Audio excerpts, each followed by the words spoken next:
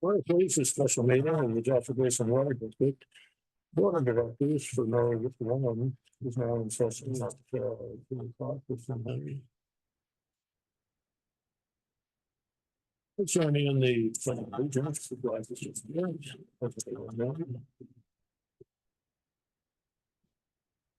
I proclaim this to the United States of America and to the Republic for which it stands, one nation, under God, indivisible, with liberty and justice for all. Thank you very much.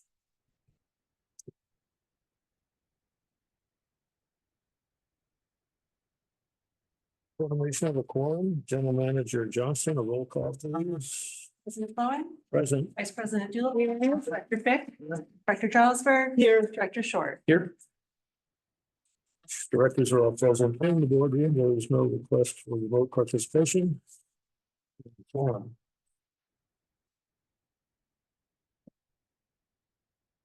Item 3, approval of the agenda. Do I hear a motion to approve this evening's agenda? So moved. Second. Second. Thank you very much. Voice vote, all in favor of approving this evening's agenda. Signify.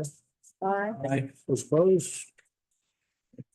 Motion carried, motion approved.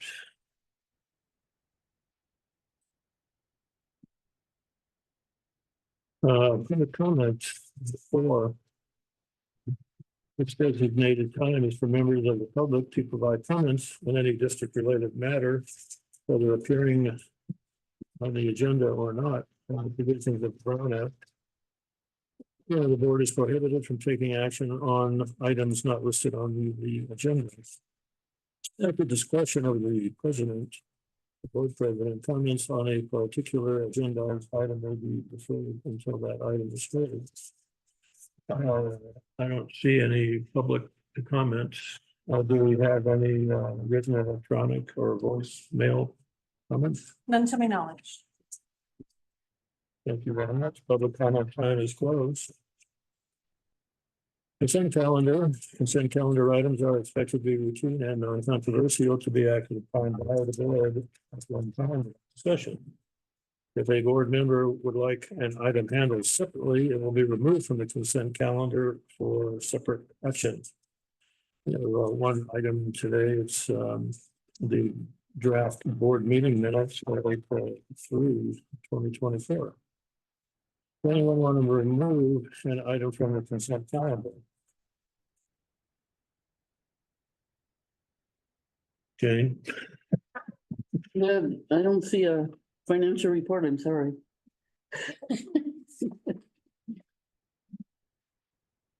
Is there a motion to approve the consent? I'll make a motion. Thank you. Second. A second. Thank you very much. All in favor? Aye. Both opposed? Hearing none. Motion carried. There's no item 6. Action calendar. Item will be the public service recognition appreciation.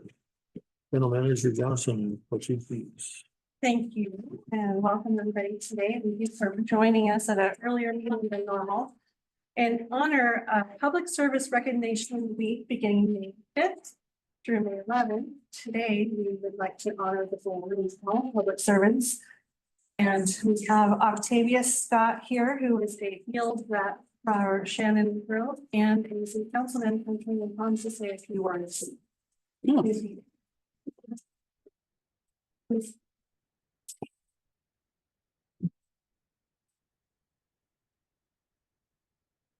Good afternoon, board of directors and staff.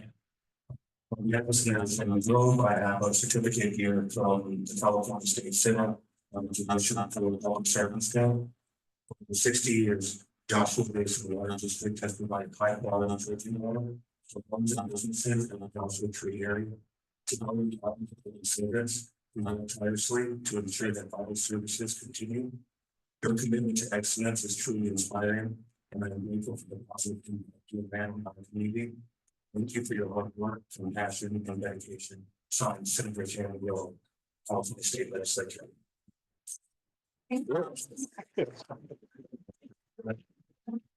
Thank you. I'll share that. Octavia Scott. Scott? Yes, ma'am. Okay. All right, next up, we have Kathleen, who is going to read resolution 24-1062 at the conclusion of her reading. If we could have a motion to adopt this resolution, please, Kathleen. You said it's just need yeah. Having been my privilege as your public outreach consultant to share with you the sentiments of our community and the water district as a whole. This is resolution number 24-1062. Resolution of the Joshua Basin Water District on public servant appreciation. Whereas public servant leave provides an opportunity to express gratitude and appreciation for those who tirelessly serve our community, including the esteemed members of all of them. Whereas the guidance, leadership, and unwavering commitment demonstrated by the board of directors have been instrumental in advancing the mission and objectives of our organization and ensuring the welfare and prosperity of our community. Whereas the dedication and selflessness of the board of directors serve as an exemplary model for public service, inspiring all members of our organization to strive for excellence, to uphold high standards of integrity and accountability. Resolved that during public servant week, the public servants of Joshua Basin Water District extended deepest appreciation and heartfelt gratitude to the esteemed members of the board of directors for their exceptional service, leadership, and dedication to our organization and the community. Resolve further that this resolution be formally communicated to the board of directors as a token of our sincere appreciation and recognition for their invaluable contributions to the success and prosperity of our organization and community. Be resolved that all the public servants of Joshua Basin Water District affirm their commitment to work collaboratively, embracing their shared values of integrity, transparency, respect, physical responsibility, and accountability, and advancing the district's goals for the betterment of our community. I'd like to take a moment to express staff's gratitude to our board. I think this is the first time I can remember that we've done this, so I think we have a great working relationship. We're looking forward to continuing it, and thank you very much for all that you do. And that being said, we have certificates for each board member. Does it come with a wall? To hang it on. Vice President Thank Little. you. Hi, guys. That was a good one. I like it. Nice. Short. Director Jonesberg. Thank you. And Tom, if we could. Ourselves. Everything, Senator George. Oh, No. Well, you're right. Oh, just from the other.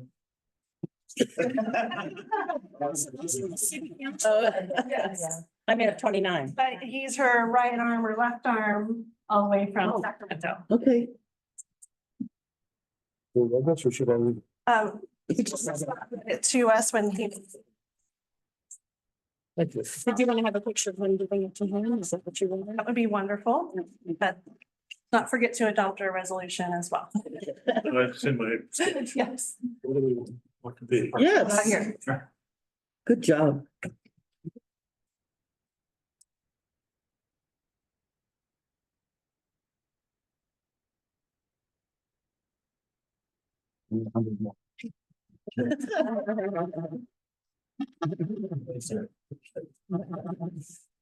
Thank you so much. You can enjoy this one.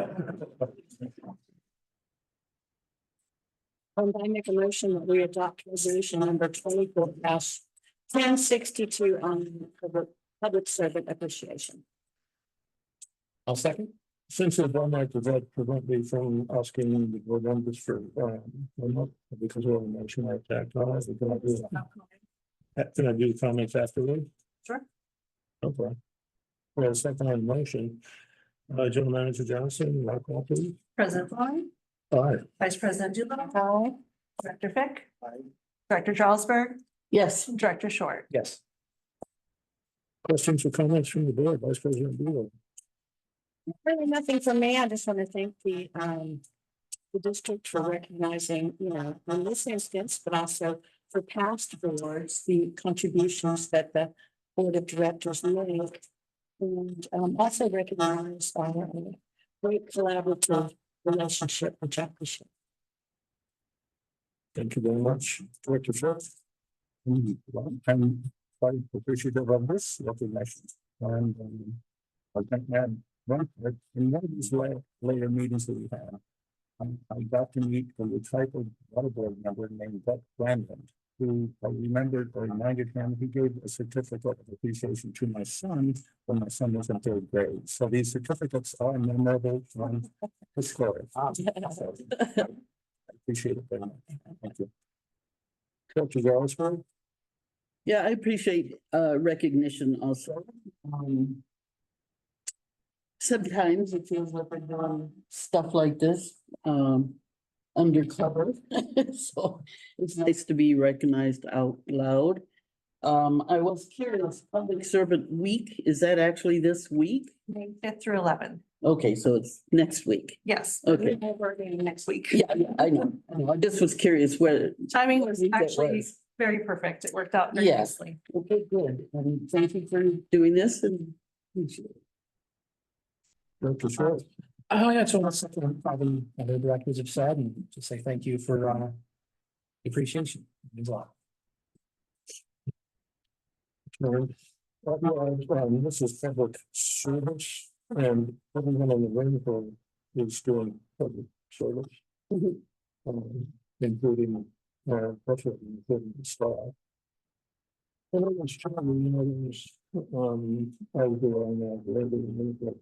I go out to Copper Mountain, Mesa for their association meetings out there. Those are all people on that board. The manager and agreement with that with their public service people, public servants. When I go out there on this Saturday road. And having a pancake breakfast talk over the community. Their board members have them serving the coffee and flipping the pancakes in the back and all of that kind of stuff so they can earn an income. To keep the community organization going, and also maybe to put some shingles on the roof and tie it on the floor. And in particular, when I think about the staff, really on the inside, I'm pleased with hiring more people for inside the office. It's a pressure cooker in here. Kind of, this really comes to mind of the people that have to work directly with angry public, which has been surfacing a little bit lately. With a certain specific angry person. And the outside crews, the people that work outside, I still have in my mind a picture of Jeremiah, who had just had his head and most of his body in a hole about this big, covered in mud. Jake, out in front of me, I was ready to post my service line, he's got to sit under the bush from the roof from the sun, that kind of thing. Where the staff will have to come in on the weekends when there's a call, an emergency of some kind, in particular for the water on the highway from the tank that is where I think it was Kenny, I'm not sure.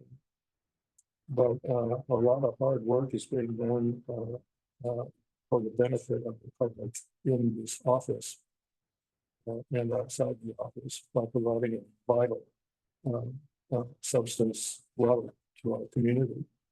And I always like to quote Kathleen Radnich when she says, yeah, that water, all we own is dirt. And it's true. And I add to that, when I'm at the market, I add to that, all you have to do is drive around Southern California out in the boondocks and beyond.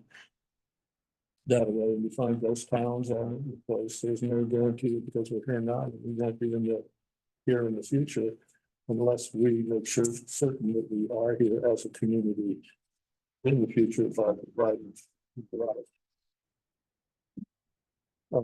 Yes, so David Theo, our Citizens Advisory Council person, you want to say something? There's another one right there. Yeah, I just want to say that's to.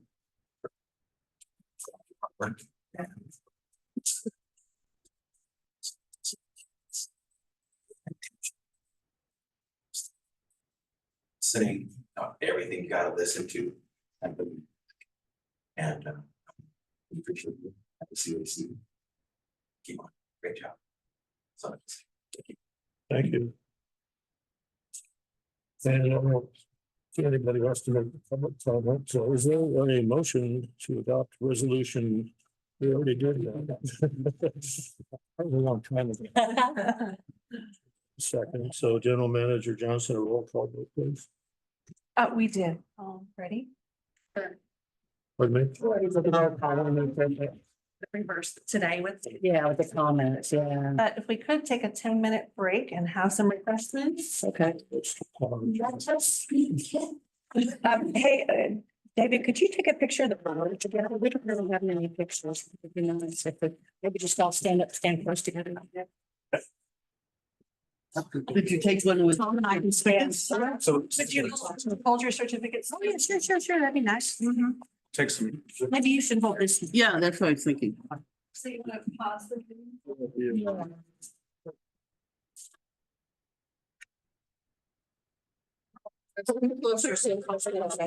Except I forgot my button. Oh, cover. Uh-oh. Nobody here that wants to be here? Or should be here? All right. Okay. Let's see now, we've done that, so we're at item B7D. Discussion and potential direction relative to director compensation, part 2. Manager Johnson, please. Thank you. Last time we met on this topic, the board voted to increase compensation by 5% or to take the steps needed to do so. Jeff is here to provide some updated information and get further directions so that we can move along in this process. Jeff, if you would, please. We can't hear you. We just said one second. Is that any better? Yes. Okay, perfect. I hope you all enjoyed your reception. Looked like I came in at the end of that, so that's good. Yes, I can go ahead and start it. I'm going to share my screen again, just so I can walk through some of this. And what I'll do, it'll look like a repeat at the beginning. But what I'm going to do is just kind of refresh your memory as to what we discussed a little bit before. And then I have a couple of items for us to open up kind of for board discussion. And in this, I'll also remind you of kind of the process that we're following and where we're looking to head on this issue if you decide to continue to move it forward. And that's obviously always within your discretion as well. So as you may recall, let's see if I can get my slide to change. There we go.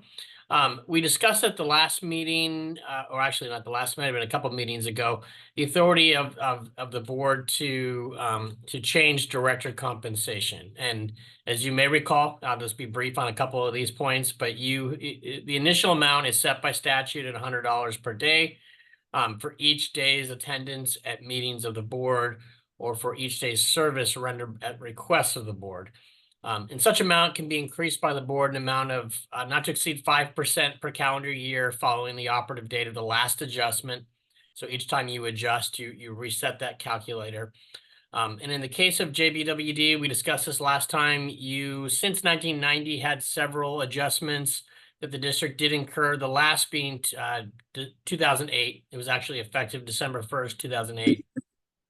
And that's when the board moved it to $173.63 per day, which is what you are currently receiving per day. So it's been quite a while, again, since you last adjusted that. The first part's a little bit of a repeat, but that basically means since you last adjusted December 1st, if you're considering a new resolution, as long as you consider it before December 1st, 2024, this math will remain the same. But the board may approve an increase up to a maximum of, and again, this is a maximum, not a requirement. And we had that discussion last time, and I think I have that a little here below and on the next slide as well as part of our discussion. But you may go up to $360.96 per day. That's your maximum by statute. And again, if you adjust it, no matter where you adjust on that scale, that will reset you back to 5% per calendar year going forward as to what it can be adjusted to.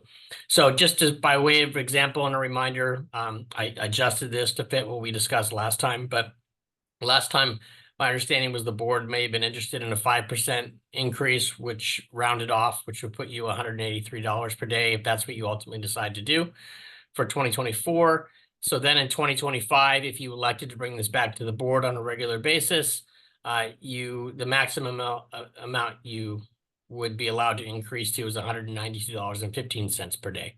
So that 5% increase. And if you didn't do it, then again, it would build up at a maximum of 5% per calendar year until the board ultimately made a decision again. So just a reminder on the steps, and again, this is the beginning of the steps. This is kind of where we're at now. And then at the end, I'll kind of outline for you the remainder of the steps going forward if we head in that direction. And the highlighted yellow is really what our points of discussion are going to be today, with a few exceptions that I'll have towards the end.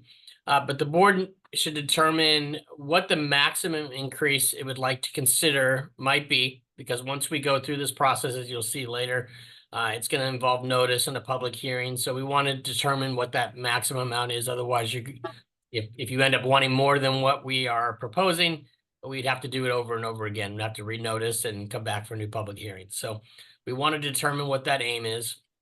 And then B, identify the types and number of meetings that for which the board would like to provide director compensation. And you already have that loosely in your ordinances. Your administrative code does also outline, which is a policy adopted by the board and is acceptable. And I'll kind of go through those components. So I'm going to go through those separately. First, on the next slide, we were going to talk about the increase the board would like to consider. And then after we have that discussion, then I'll kind of highlight what is starting to put in the process of starting to put together an ordinance, what I pulled together from your existing codes as to what types of meetings the board would like to have compensation aimed for, or what you'd like to count as a day of service. So we kind of started this process already with the general manager in preparing a draft ordinance, which is the substance of this discussion in this PowerPoint, because we're in a drafting stage. But that puts us at our first kind of point of discussion. And based on the April discussion, it was my understanding, at least, that the board was had direction from discussion purposes to perhaps look at a 5% increase to bring it up to $183 per day. So if we updated the ordinance, what you see on your screen right now is what that would look like. And again, I have below that you currently are at $173.63. That's your current rate. Right now in this slide, 183 is proposed. That's what would come back to the board for its formal consideration if that's the direction you take. But the maximum you can have is $360.96. So, and again, any increase will reset that maximum adjustment. So I can kind of stop there and answer any questions on this point. And then I think it might be appropriate for the board to have discussion if it likes to see if that's where we want to go for that draft ordinance. We want to stay at 183, the 183 increase discussed last time, which is a $9.37 per meeting increase, or if you have alternative direction. And if I could, that number is derived from the 5% and then rounded, so that we didn't have the. Yes, yes, correct. Thank you, Cody.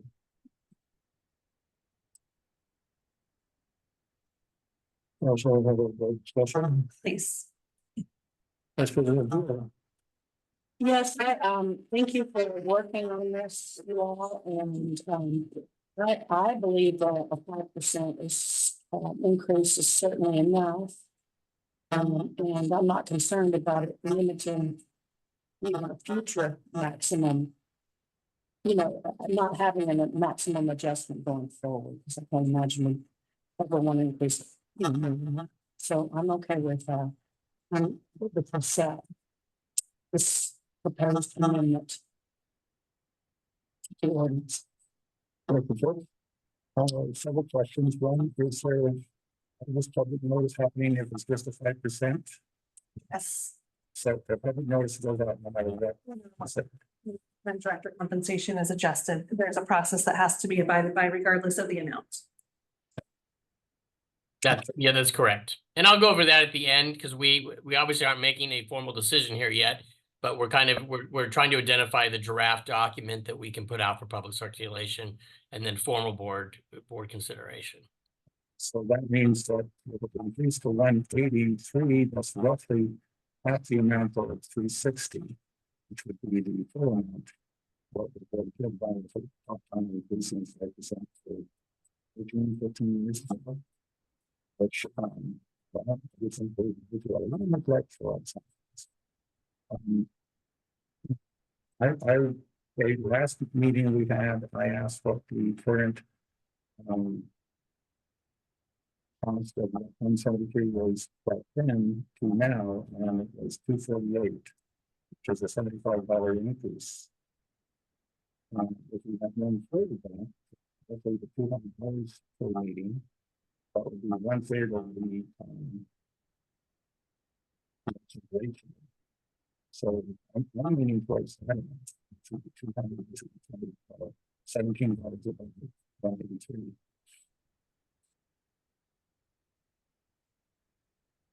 I do understand that once it's committed, then the 5% starts over again and you can't increase any below. So that confused me. That was told. There's Jeff, would you mind explaining once the amount is adopted, how it starts over? Yes, can you repeat that one more time? I can hear you fine, Sarah. The board is a little muffled and I don't know why. I was trying to see if it was on my end. I think the part of confusion is how the escalator stops once this amount is adopted and they don't get to vote sure higher amount. It's Yes. Confusing. The statute's confusing.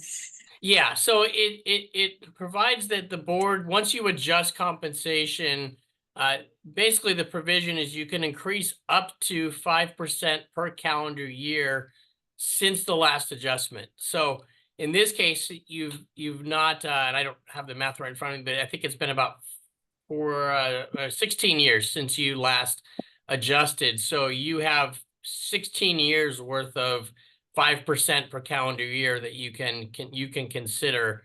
And that's what gets us to the 360.96. It's 14 years of 5%.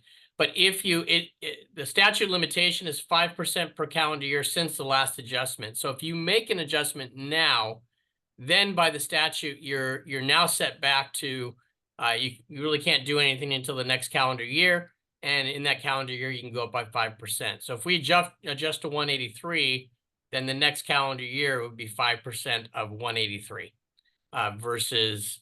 So basically, if you don't change to the maximum and you adjust to something less, then that's no longer your maximum. It gets statutorily reset to a 5% based on your current last adjustment. And if they did another adjustment next year, we'd have to go through all the noticing again. Is that correct? Y'all the noticing again? Yes, you would. Yeah, you have to notice anytime you're going to increase. Oh, thank you.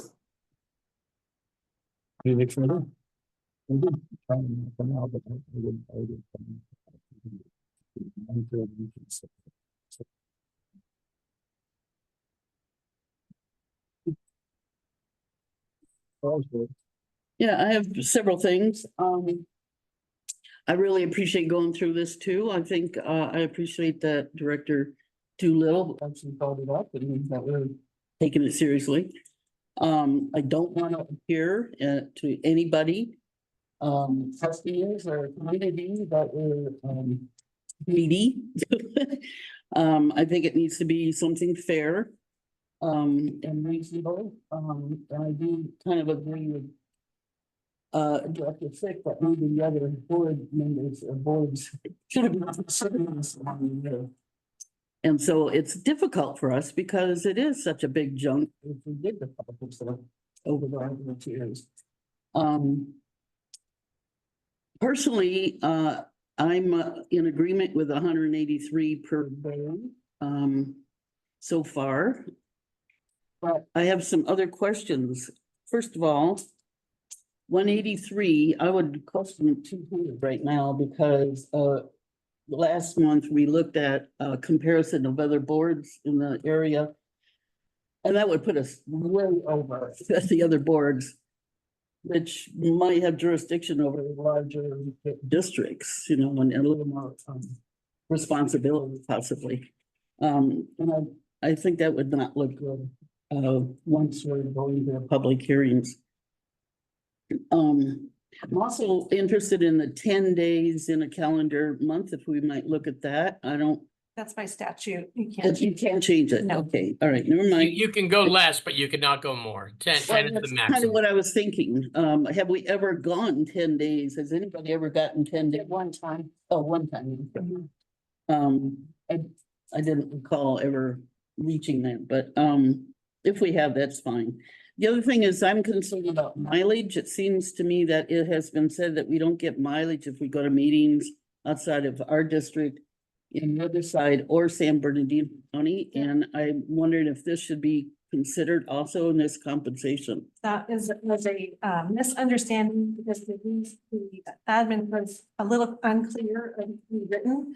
It uses the word per diem and the words compensation interchangeably, so it makes it confusing to interpret. But you do get mileage. We determined after really reviewing it, you do get mileage outside. And I think you had talked about in the past, this would be an admin code change, or it could potentially go into the resolution of the, I'm sorry, the not the resolution, the ordinance, thank you. Lost that for a minute.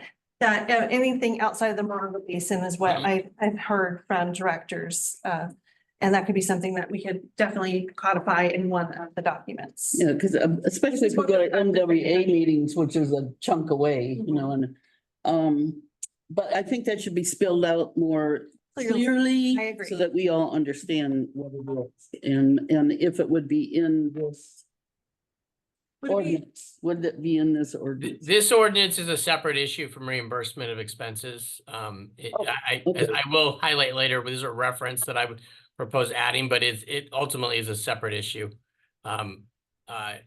A separate, it's not part of this consideration for compensation. This compensation isn't meant to compensate you for expenses incurred. This is compensation for your time.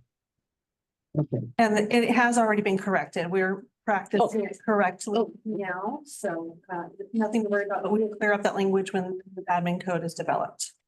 Okay, then my summary is, I agree, 183 a day, no matter how many meetings we go to in that day, correct? No, the statute is one meeting. You only get paid per one. per Right, day. that's what I'm Oh, If saying. you go multiple, it's still just one. Yeah. Yes, and that's statute. That's nothing that we can change. Right, Yes. but I think that's good. So anyway, that's all I want to say. Okay. Well, for sure. Yeah, I think I've been pretty transparent with my beliefs on this. Good to repeat them. I think that we should be keeping it where it's at for the time being. I don't think it's the right time or place to be examining this. I think there's better things that we could be spending our time and money on. We have the chromium mitigation coming up. We're in the middle of budget season. I don't think it's the book to be pursuing this time. So I'm for keeping it inside.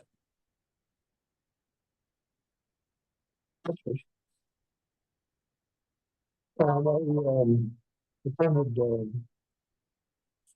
water board meeting at, land, which we go into the water agency, I think this was a couple of meetings, but where they discussed this. I specifically went because they were discussing this.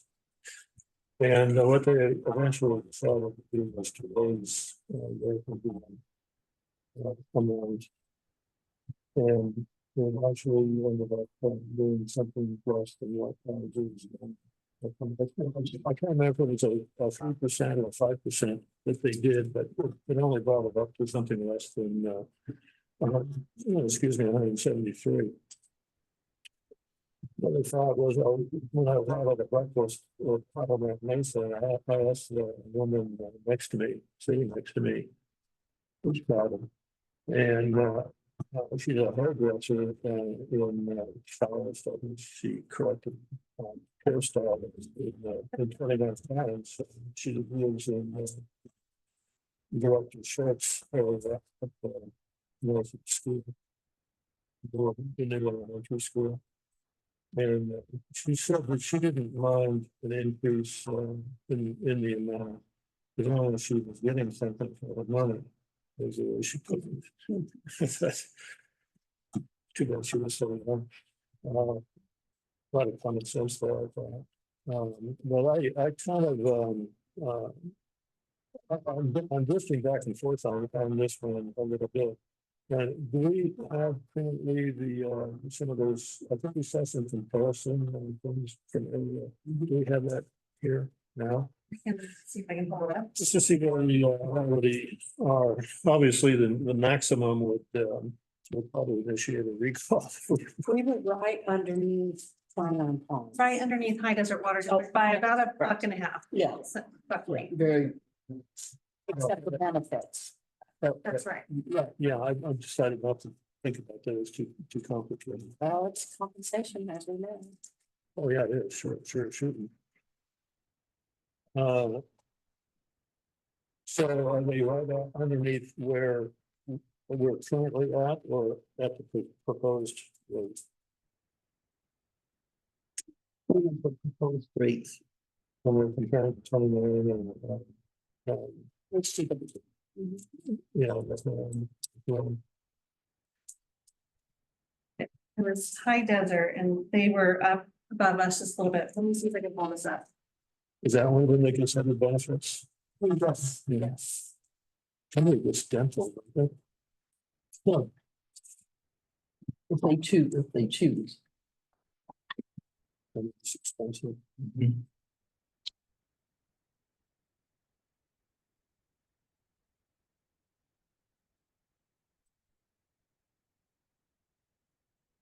I don't know if Jeff or anybody else can see what we're doing about researching on computers to find out what our comparative rates are on our neighbors. It isn't one kind of far away too down the road. Can you see that? Mission Springs. Yeah. They're not too far away. Yeah, I think we feel about economics and values or something to a lot of these things.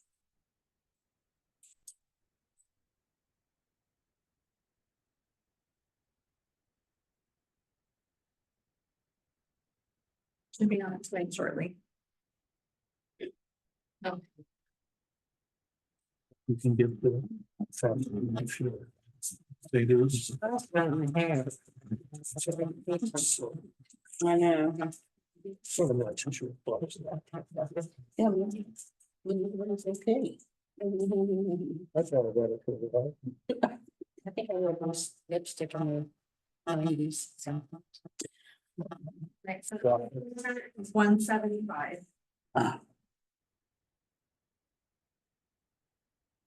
It's 162.89. And they just raised it. Yeah, I think that was with the raise. with the raise. I think it was. I'll find out. Makes sense because he said he just went. Yeah, well, let's remember what I meant. But if it wasn't, then add 3% to that number. It's still It has three there. 3.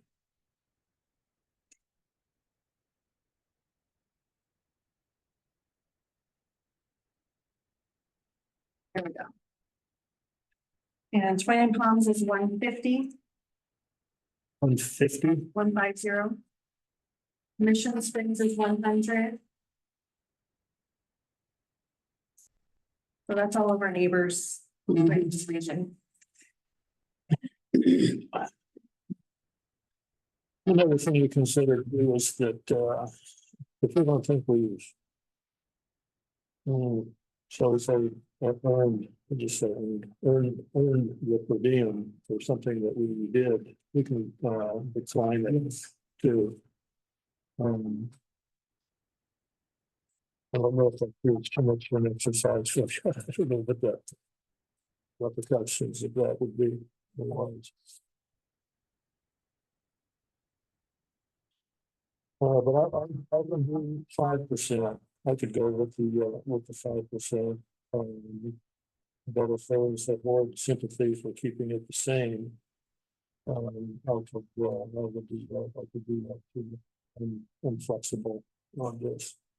I also try and consider the economic situation of people, not only that are on the board now, but that are going to be on the board in the future. That kind of a thing. So if we lose at 5, does that establish a new platform that we go from? Or would it have to be? Oh, that's the limit. That's a.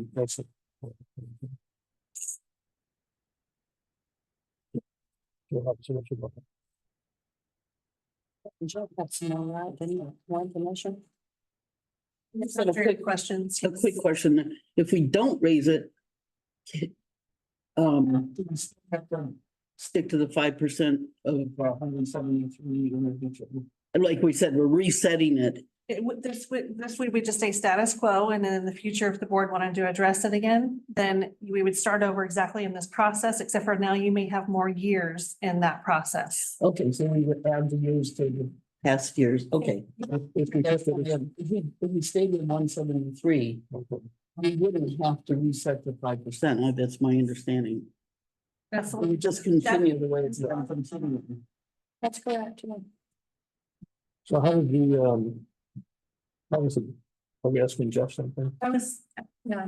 Lisa, would you go ahead and open up the video so we can see Jeff? 'Cause we can't hear him now. Versus talking. One of those buttons to do it. Don't think we hear you again. I have noticed. Yeah, I don't think you can see us.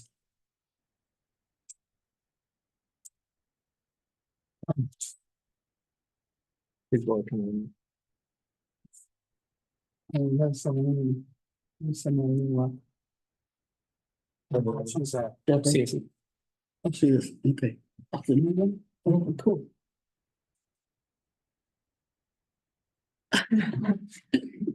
What else would be good? do they have a dry erase board? There's a lot more on there. Charades. That's what it is, obviously. Okay. Noticing a name on the name, yeah. When you say see.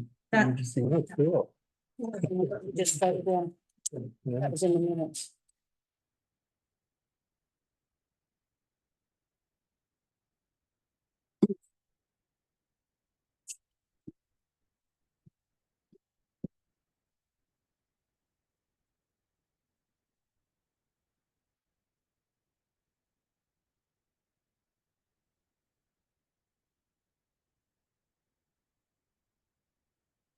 You trying to get audio, do you know? Okay, is that better? Can you hear me? Yes. See you, David. Okay, perfect. I switched to phone audio. I don't know why it was a problem, but as I understood it, you couldn't hear me. So I do have new information. The big one is 17103 with the raise they just did. I remember it. Correct. Let's note that. That's-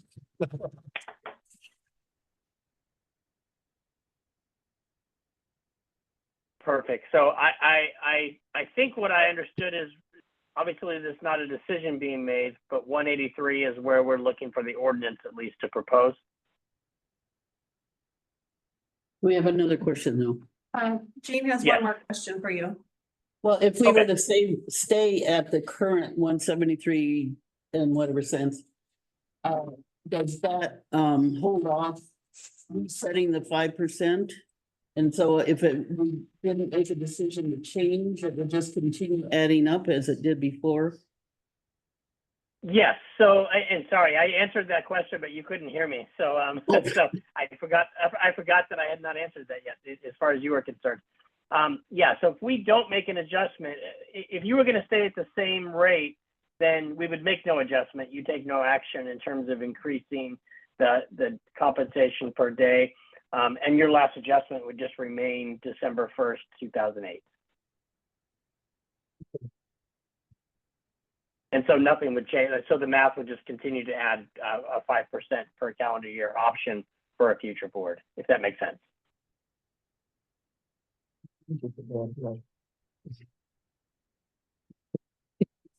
So we normally, or should we review this again or you are? Of course. It's up to your discretion how you want to make the moves that you wish to propose.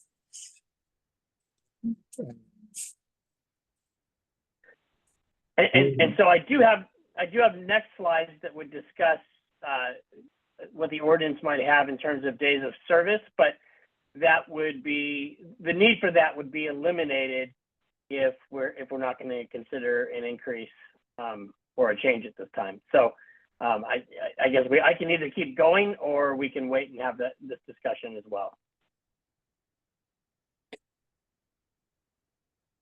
I was going to ask about the budget. Is there a space in budget for an increase without increasing the budget? I mean, would we still be below ceiling for what you have in the budget? The budget that we created for you to bring today did put some buffer in there in the event that there was an increase. But as it It was is, 10K. It was 10K. No, We have, so the original budget was 39,000, and then we added, in anticipation of 5% increase, we added almost 2,000 to that. If we were to add the $200 amount that was mentioned, that would take us up another 6,000.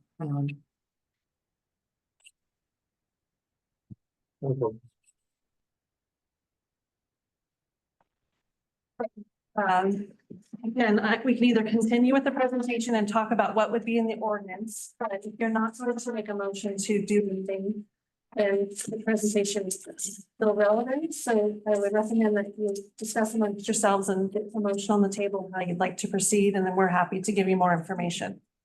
I would like to make a motion that we approve a 5% increase, an amendment to the ordinance for the board of directors. very well. Do we have a second?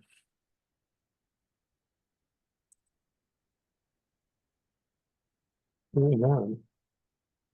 Motion failed due to lack of second. Motion failed due to lack of second.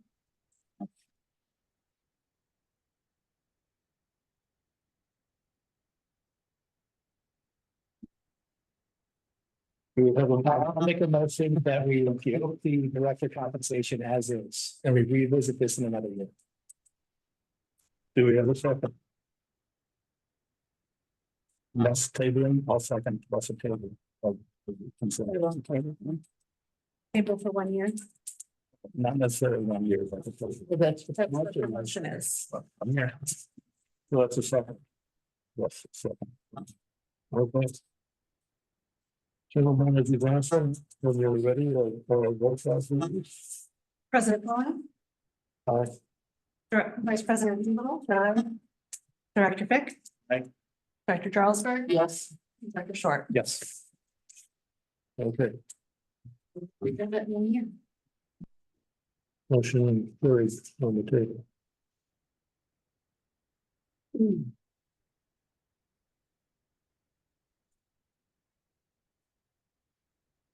Item C. This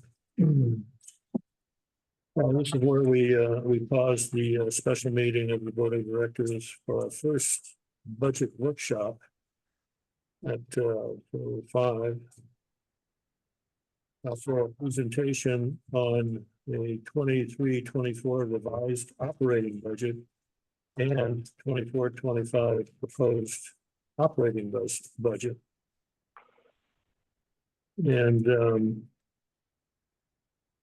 we're not going to reconfigure the meeting. That's what Oh, Fish. So Yes. General Manager Johnson, please introduce the staff members that will participate. very good. And Jeff, you're welcome to, you said you're gonna be on standby, so you're welcome to drop off anytime and we'll contact you if you have any questions. Okay, thank you all for the discussion, and if you need me, I can hop right back on. Thank you. Alright, welcome to the first of several budget workshops. Today, we have all the staff that's here. We have, Director of Finance and Roman, Accounting Autumn Rich, Supervisor Autumn Rich. Director of Administration, David Shook, and Director of Operations, Jeremiah Nazario, and then my humble self. We are going to go through the operating budget, and we're going to do a sneak preview of the capital budget. In the presentation, we're all going to take time to chime in. Remember, this is a workshop, so we are looking and soliciting feedback. We have spent a couple of months now and countless meetings preparing this for you. We've taken a lot of feedback that we've heard from the board in the past to make this a better presentation. This is the first iteration of this style, so hopefully you will like it, and then we'll make it better every year going after. We have a presentation for you as well. I ask respectfully if you have any comments or suggestions about fonts or colors, save them for after. We'll be happy to take any suggestions into consideration. Thank you, Director Finance. Please take it away. Thank you very much. Good afternoon. We do have an operating budget workshop today. And we are excited to introduce this revamped budget process featuring a series of meeting workshops. Beginning on May 1st today, we are looking to offer. Oh, let's try that again. So beginning today, we are hoping to offer valuable insight into or gain valuable insight into operating expenses. And please mark your calendars for May 8th, when the Water Resources and Operations Committee meeting will debut a fresh presentation highlighting upcoming fiscal year projects. And then on May 15th, we will immerse ourselves in the capital budget workshop, building on the project presentations from the WRO meeting. And finally, on June 5th, the comprehensive budget package will be presented to the board for adoption and consideration. And throughout this interactive process, our aim is to review, revise, and refine both the 23-24 revised operating and capital budgets and the 24-25 proposed operating and capital budgets. We anticipate submitting those for adoption again in June 2024, fostering collaboration and ensuring an informative journey for all involved. So we'll get right to the slideshow here. So this is slide is at the suggestion of Vice President Doolittle. We actually were provided an example of CSDA's presentation. And so this is a slide that I've inserted, which I think is a preview of how something we want to bring into our published document once we get to that point. So this really just comes straight off of our website, but the bottom part does incorporate some specific information about this budget. So the operating costs amounting to 9.09 million. Capital costs of 3.26 million, including 16 projects. I've got to move something on the screen here. Just a second. I'm going there, okay. And the district employs approximately 32 operations and administrative staff and maintains a general fund and 14 reserve funds for designated purposes. So I will also take questions at the end of each slide. I assume there are any questions about that one. I'll move on to the budget process. So some notes there, budgetary constraints have become tougher due to inflation, supply chain issues, and anticipated revenue declines. So staff has responded by putting additional care and precision into budget projections, hoping to improve our accuracy. Although we have never had an issue in my time, not saying while I was responsible, but in my time at the district, exceeding budgets, it's something that we'll certainly need to watch more closely going forward with the conditions that we're facing. The process, budget managers collect input from departmental staff. Multiple departmental meetings are held. Pre-operation department meetings were held. Pre-management and supervisory team meetings were held. And we also have an executive team meeting for a final review. So here's an overview of the budget. 2023 rate study, which we should be still fairly familiar with. That assumes a 4% operating increase in this fiscal year. The 24-25 increase is 6.2% over the original 23-24 budget. So that is a little more than the rate study assumed. However, I think it is in line with inflation that we are seeing. And I will also note that some additional maintenance items were included in this operating budget that would impact that number as well, such as the recharge rehabilitation and the tank and reservoir maintenance. The California construction cost index was at 9.4% as of December 2023. And our capital budget is at 11.3% increase. Our capital budget includes pre-ordering of 25-26 CIRP inventory in the amount of $650,000 included in this capital budget. And I will also note that reserves at 6/30/25 are projected to cover 6 months of operating expenses as required by the reserve policy. And another note,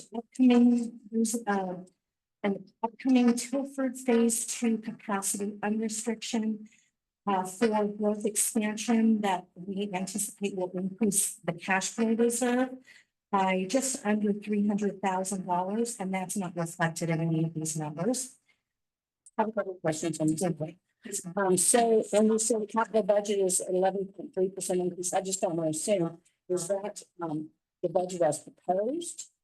Yes, okay, that's the budget, and that's from the previous year. And that is based on the previous year. Okay. And there can be numerous factors. There could be the number of projects involved, cost escalations in projects, expansion of projects, various factors. Pre-ordering is money, you know. Yeah. And so then the capacity charge and restriction for there's a restriction made to this expansion. Sure, we restrict capacity charges when we collect them from customers. And we reserve them, we maintain them in that restricted life reserve account until we have completed a project that includes growth or expansion. So not just maintenance, not just or replacing of existing infrastructure, but actually growing our infrastructure. And so Tilford Phase 2, I worked with the project manager there, and we anticipated that we calculated that, I'm sorry, I don't remember the percentage exactly, but a certain percentage of that project is growth or expansion. It covered undeveloped land. And so that is legally an area that is legally able to be used with the capacity fees. And so we will unrestrict from that restricted account about 295,000 to use with the general fund. Okay, and why is it not reflected here? Because this was, it hasn't happened yet. First of all, we haven't done the, So that would be projected revenues or something like that. yeah, we haven't actually, we're still finalizing the reconciliation of the Tilford 2 project, and we haven't brought that motion to the board yet. So once we do that, we'll get that money transferred, assuming the board approves that transfer. So we did not anticipate, and it's just going to shift where the balances are. So it will increase the cash flow reserve balance. It's not going to increase our cash. Yeah. It's just going to increase where those balances live. Okay, and then one last question, because this occurred to me while we're doing the budget, et cetera. Do we have a number for how much Tilford is costing us? Because I saw different amounts over the years for the budget. And I just wondered if you have an idea of what that hotel's costing us. All phases, maybe we'll have to get that from you. I thought that I didn't recall what the two were, but I know I can look that up for us. There's that kind of a thing too, where because of the length of the project, you divided it into two parts for accounting purposes from one fiscal to the next. Right, yeah, it spans several years, 2, maybe 3 years, I think, and so. It was length of project, but also lack of ability to get supplies and budget constraints. There's only so much money that can be spent each year on projects. Didn't we do this for Saddleback also, where we did some research and with Saddleback, what we could use capacity fees for relative to Saddleback? That sounds correct. Yeah, the capacity fees can be unrestricted for future growth, but that's the only reason that I'm aware of. Capacity fees can only be unrestricted for future growth at the time. Yes. Yeah, one time. Yeah, and so we're looking at, we don't have final figures yet, but we're looking at about 1.8 million for the 2 phases. We'll have some overhead to still apply to that, but we're in that neighborhood. Okay. I know Brandon was doing some analysis on this recently too, and I'm not sure we need bringing some. We should have about that. at the next meeting to talk about all of our projects. Any other questions on that slide? This is a workshop, and so you don't have to, you're not going to. This is conversation. Just for our people to complete thought. That's why we like the table. It's comfort. Well, I wanted to ask how the California Construction Cost Index relates to COLA, does it? I mean, it's 9.4. Is that only different construction type of stuff? It is. Okay, not salaries or anything. Construction. Yeah. And that's quite a bit more than the cost of living. Yeah, the construction index is always quite a bit higher than Okay. CPI. Okay. Dr. Schiff, did you have something? Oh, yeah, our district's construction costs, are they affected by the housing market, local housing market that we have? In other words, are all our construction costs within the district, or do we somehow outsource some of this to? We do most of our work internally, ET1, T3, now that will be outsourced project. That's the one that the RFP was just developed for that they did this fiscal year. They became a product that is not within our wheelhouse. You need an expert to do that type of rehab, so that would be outsourced. But in regards to housing costs impacting us, well, our construction's more expensive. That would be how we're impacted. Locally, the housing costs increased by about 15-20% at least. At least. in the last 2 years. Inflation is what is really ultimately us. Well, housing costs are also related to supply and demand, and not just the cost of construction. So, Well, that's in the way of profit too, because we're like, this stuff. The bottom dollar was. At the beginning, cash balances for your information. As of April 7th, a few weeks ago. We had $18,472,882 in the LACE cash reserves. And of that, $4,885,111 was restricted. And those are accounts like the CMM, Copper Mountain, Mesa, and capacity charge reserves, as well as customer deposits. The board designated unrestricted reserves amounted to $13,587,771. And again, those are reserves like the operating and cash flow reserves, which provide for the 6-month worth of operating expenses, and emergency capital reserve, equipment and technology reserve, reports and studies and meter replacement. And other cash, which is cash that we have in US banks, so that's not in like 476,109. As of a few months ago. Another question. So could you, just because you referenced it on these slides a number of times, I don't remember that being done in the past, about the 6-month expenses of time. What is the 6 months? What is that? What would that rough amount is? So it is it's half of our budget between cash flow and operating reserves. So each one of those reserves is required to maintain at least 3 months worth of operating reserves, of operating expenses. And I'll show you on the next slide. Okay. I'm sorry. Each one of those things is required. Each one of those things is required to have 3 months. Not together. 6 months in total between those two. Oh, okay, God. I understood that before.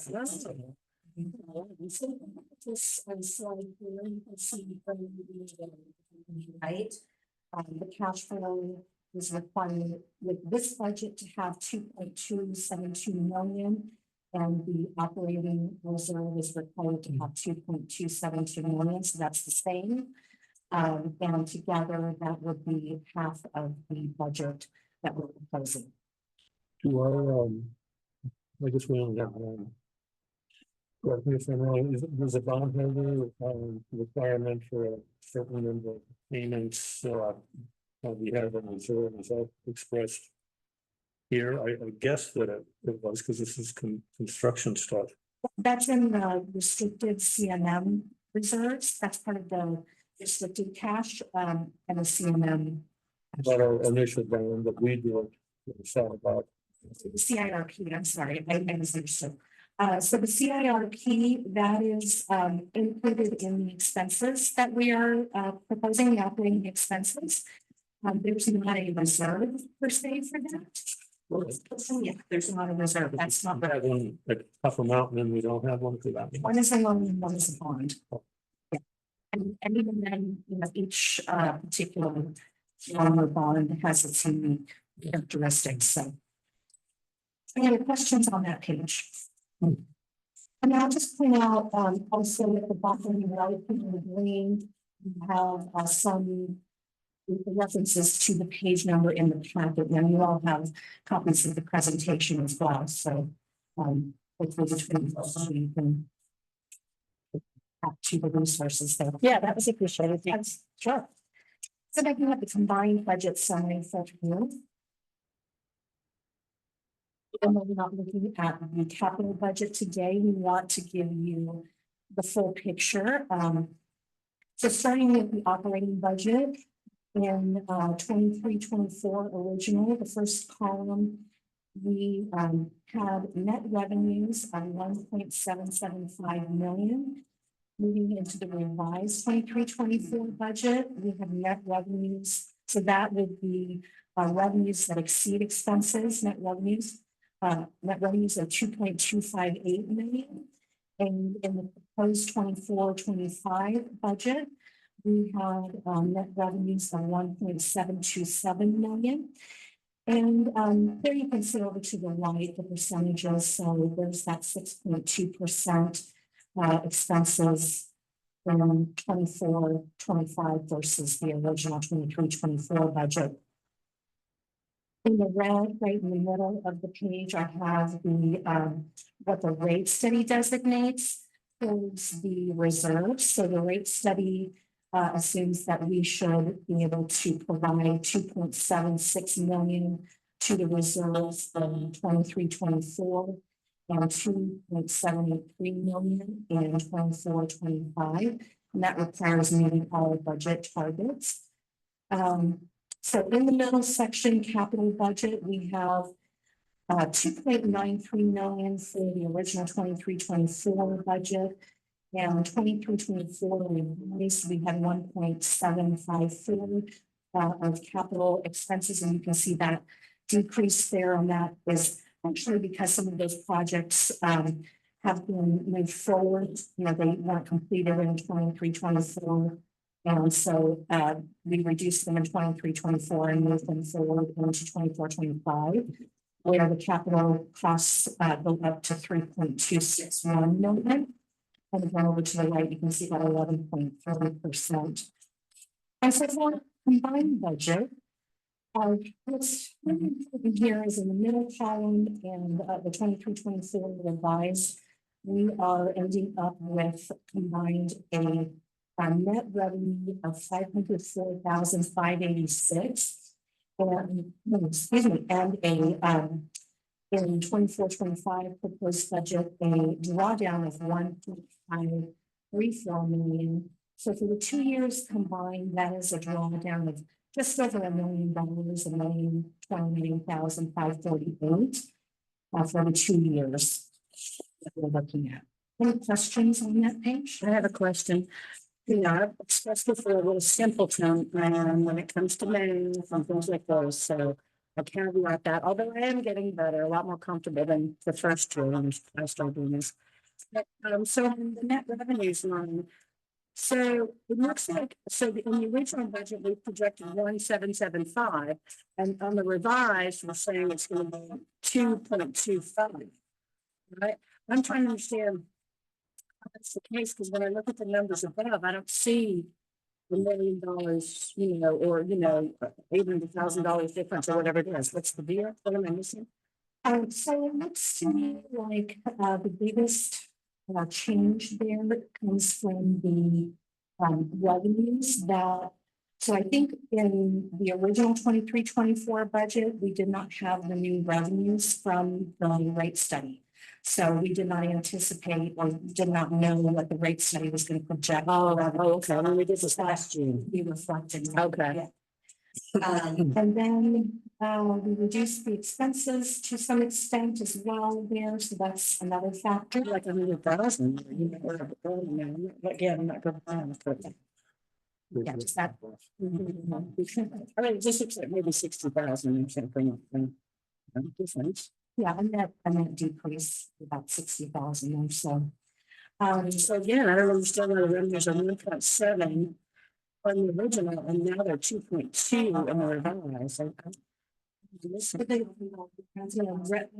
That's what that is. That's a $600,000 difference. Oh, it is. Okay. Oh, okay. Okay, that's what it is. Okay. Okay. And that's what the decrease, so there was, there was a, I have this somewhere here, but for 23-24, a 5% decrease that I factored in on what, right, for the decreased consumption beyond what the rate study projected. So I'm actually including less in our budget than what the rate study projected based on the consumption trends that we're seeing. So, but still, that revenue went up because that original 23-24 revenue did not factor in that new rate study. Okay. Okay, thank you. Now the incentives are going up also. So for 24-25, yes, the expenses are going up as well, yes. And the revenues are going up a little bit more, but the expenses are going up as well.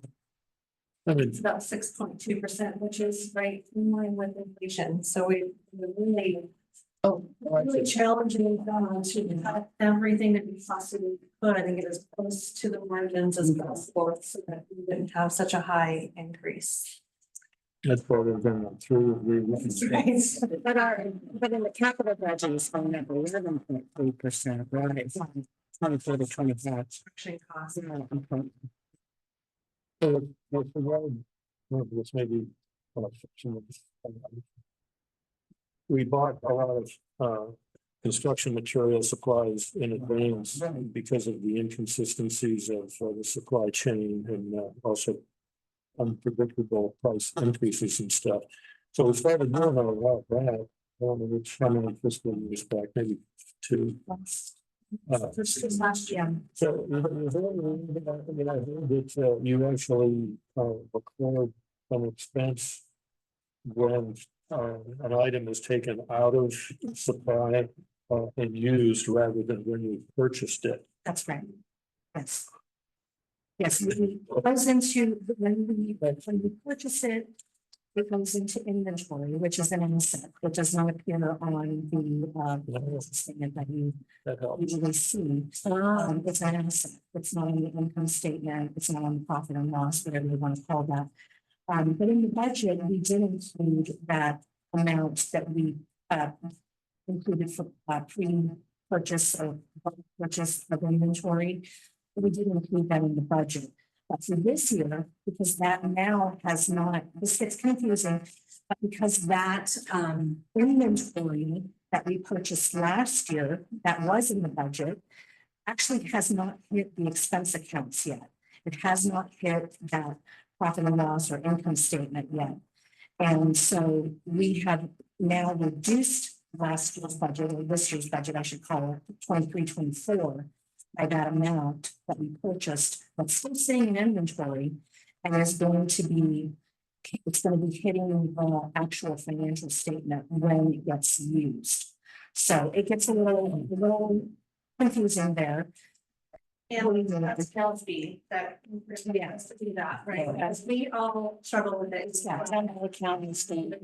It's gap. And so it's really so what we did there, you can see in the capital budget line, the 2.9 million for 23-24, and then down to 1.754 million for 23-24 revised. So that includes a reduction of that purchase inventory that we included in the budget last year, that we're now pushing forward and including again in 24-25, because we're going to be using it. So it's actually going to hit the financial statement in 24-25. So very confusing, for those who aren't financial people. We will make sure in our heads like that many. I just wish there was, I just had bad. I was looking at it, yeah. Trying to explain it to Yeah. our Operations staff. Yeah. I wish there was an analogy for like in your personal budget, what would this be analogous to? I can't think of anything, I'd have to think about that. Yeah. So how then is it recorded when you paid the bill? Because if you ordered, For the purchase. yeah, if you bought the stuff and you paid the vendor. Yeah. It goes into inventory or whatever, and it's not recorded as an expense until it's used, Right, but the money went out. right. So it's a decrease to cash. It's what? It's a decrease to the cash account, so we are paying out cash. We just are not actually incurring an expense yet. We're decreasing cash, we're increasing our assets. So when we decrease cash, when we decrease the cash, where is that decrease shown? Will we make the payment to the vendor? You would see it on you would see that on the cash flow reports that we bring to the board on the quarter. It was done in the budget. It's no, a cash flow transaction is not normally in the budget. And because it's so large, we do have it in the budget. But if it was something minor, like for example, you have well, I won't confuse it by going into it. If it was $1,000, it would not be so significant that we would want to see it in our budget. We would just say, we're going to have a decrease in our cash balance. But because it's so significant, we're talking about, what was it, 500,000 last year, or 650 this year. They're quite significant numbers. So we want to see that in the budget. And, we don't want to duplicate it though. We don't want to have it in the budget in 23-24 and in 24-25, which is why we've reduced it in 23-24 and increased it in 24-25. I think we should come up with an analogy on this. And yeah, we can start with how it doesn't make sense. If you have cash, if you purchased a home. You don't have the cash, but you have an asset. And then now if you want to sell the home, the pieces of the home. Material of the building, right, you're gonna build a home, so you pay for the material. But you aren't, when you build it, then you have the materials and asset to become another asset. You don't want to show it, it's gonna take a challenge, but you don't want to show it as an expense, an operating expense, because it's an asset. Mhm. It's a salary, so it becomes a second asset, so. Right, because it decreases one asset and increases another asset eventually, but. There's a value to that. But it's a timing issue because we have, it's like saying you have taken out a loan. Or you have paid cash for your inventory for constructing a home. But you're not actually gonna hire your contractor and pay out those expenses until a year later. So there's a timing issue here, and that's what makes it. It's because of the delay in the supply chain that we're having this weird situation. The thing about it is that we don't foresee that delay getting better in the near future. It will be a continuous issue. So I apologize for that. I'm sure we'll try to come up with an easier analogy for it, but it's, it's an easy one then. This is where I rely on a rule of thumb that revenue is, reported revenue is an estimate. Like for the next budget, you're estimating what revenue is, or expenses, less an estimate. And your budget is a highly educated guess. And this is part of that. Or as this old movie, Barbara Streisand movie I saw, she's before the judge and explaining something, and the judge says, "Let's get that for now." All right, so for the combined budget, you can see at the very bottom line there, total drawdown. So for 23-24 revised, we actually have a net revenue there. We have 504,586. That's a surplus. And then for 24-25 proposed, we have a drawdown of 1.534 million. And the total it goes to again is the 1,029,000. So that actually is pretty reasonable, I think, considering when the rate study put us. Remember, we had two higher revenue generating scenarios that we considered, and we chose the least revenue generating scenario. And so if we're considering all of that, we're actually in a good position. And the fact that as we get to the next slide, our reserve balances, I think we've talked about the reserve balances kind of creeping up a little bit. And so drawing them down about $1 million is not unreasonable at this point, and still leaves us in a pretty healthy place. So looking at the detail here with the revenue, the reserve balances and projections, we can look at all of these individual accounts, but I'll just mention a few of these here. Rates and studies or studies and studies and reports, studies and reports. We start at 310,000.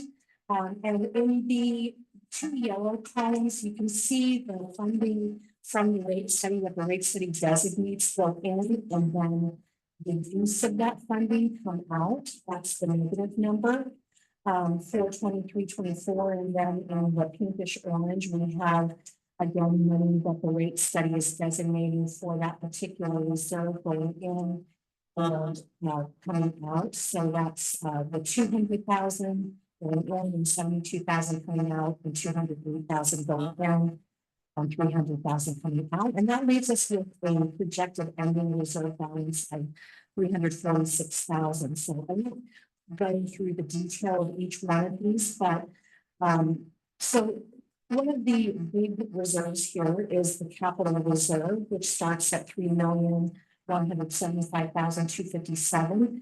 The rate study designates, projects that $2 million will go into that reserve.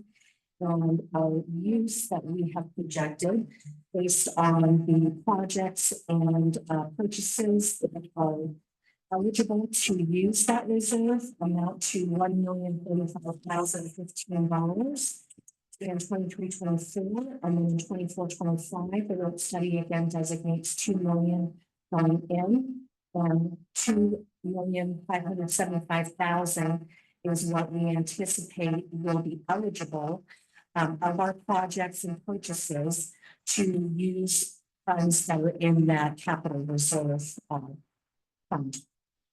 That puts us at $3,565,242. So we're actually not decreasing that, we're slightly increasing that fund over that period of time. Again, assuming that all things pan out as projected. So in total there, we started 18.472 million. In 23-24, we add the net revenues of 504,586. And in 24-25, we decrease, we use 1.534 million and draw down by 1.534 million. And then our total projected reserve balance at 6/30/2025 would be 17,443,334. And so that is, that reflects the $1,029,000. Questions on that slide? So I have a question. So the emergency capital I see is at 2.395. So wasn't that originally what funded at 2, and then we said we wanted to take it up to 3 million? It was funded at 2, and then the unrestricted, there's that word again, from, I think it was from it was from Tilford 1. The unrestricted 395,000, and we decided at that time, the board decided to put that into the emergency capital reserve, and so that's where that sits. The actual target balance though in the fund was still at 2 million, and that reserve policy will come to the board later this year for review and revision. And at that point, we can consider increasing that reserve target balance. Questions? Sitting here, I'll go with around $200,000 for the initial 26 requirement that we're going for 2 years or so. Shouldn't that be, I shouldn't say it that way. Would that be something that should be expressed in these reserve amounts here? Or is that just something that's saying why we're going to have to, is it a general statement that we need to have $200,000? So we did include a $200,000 budget for miscellaneous startup costs. We don't know exactly what those are going to be yet. But in here, where you see usage coming out, so in the capital reserve, so that would be that one's probably in the capital reserve. 200,000 would be included there because it does not qualify as to be used in one of the other specific reserves. So it doesn't qualify for studies unless it is a study. Right now, we don't know what it is, but it doesn't qualify as a study or report for that reserve. It doesn't qualify as equipment and technology unless it ends up being equipment and technology. It's not new replacement. So right now it's going to be designated under the capital reserve usage. So it is reflected, it will be reflected in the in that $2.575 million that's coming out, the negative $2.575 million in the pink orangey from 24-25. So we do look up to them. Thank you. Questions or comments? I just wanted to say, I just reviewed some other older budgets, and I was just gonna say that the studies and reports was 50K in 21-22, if you can believe that. But again, I would encourage the district to do some sort of a study on the percent changes between the documents when they're created, because to me, we're paying for a brand new document every time, and it's not a brand new document. And I just think that the ratepayers are not getting value out of this process. Any questions or comments? But the more, All right, so then delving a little more deeply into the operating budget, which is what we're really here to talk about today. We have a snapshot which repeats what we saw on the top of the previous slide. I will talk about some of the highlights in the coming slides. But what we're, unless we hear otherwise from the board, we did not intend to go into the line item detail. But of course, we can do that if the board so chooses. Moving on to operating revenue highlights. So operating budget. Talked about last slide. So I see that there's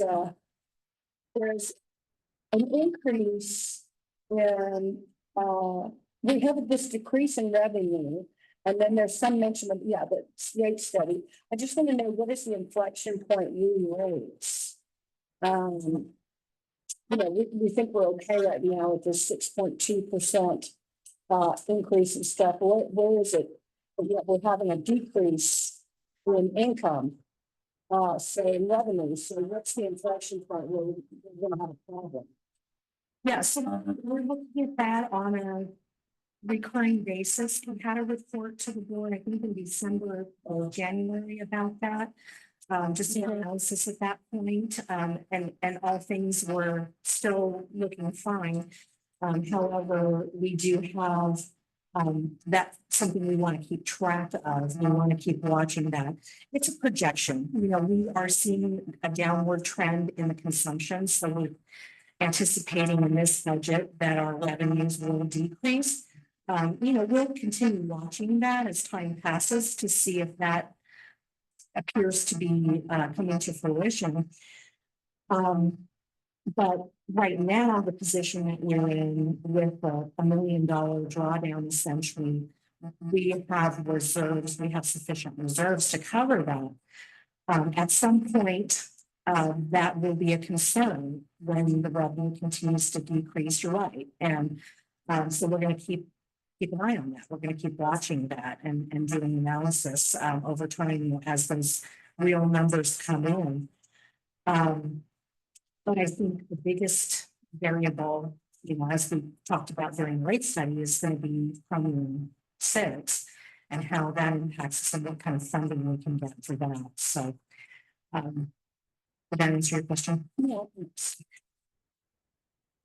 All right, so then we have some highlights for operating revenues. So I did decrease the consumption revenue, which is in the metered water sales account, by $202,000 or 5%. And that was just based on the reduced consumption trend that we're seeing.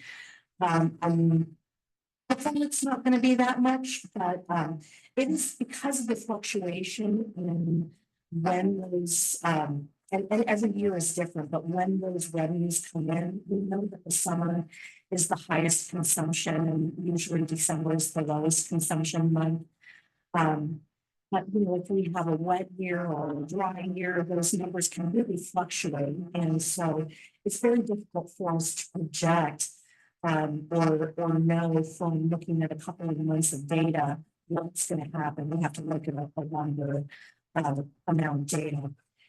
So for 24-25, I also reduced the revenue for the budget by $291,000 or 6%.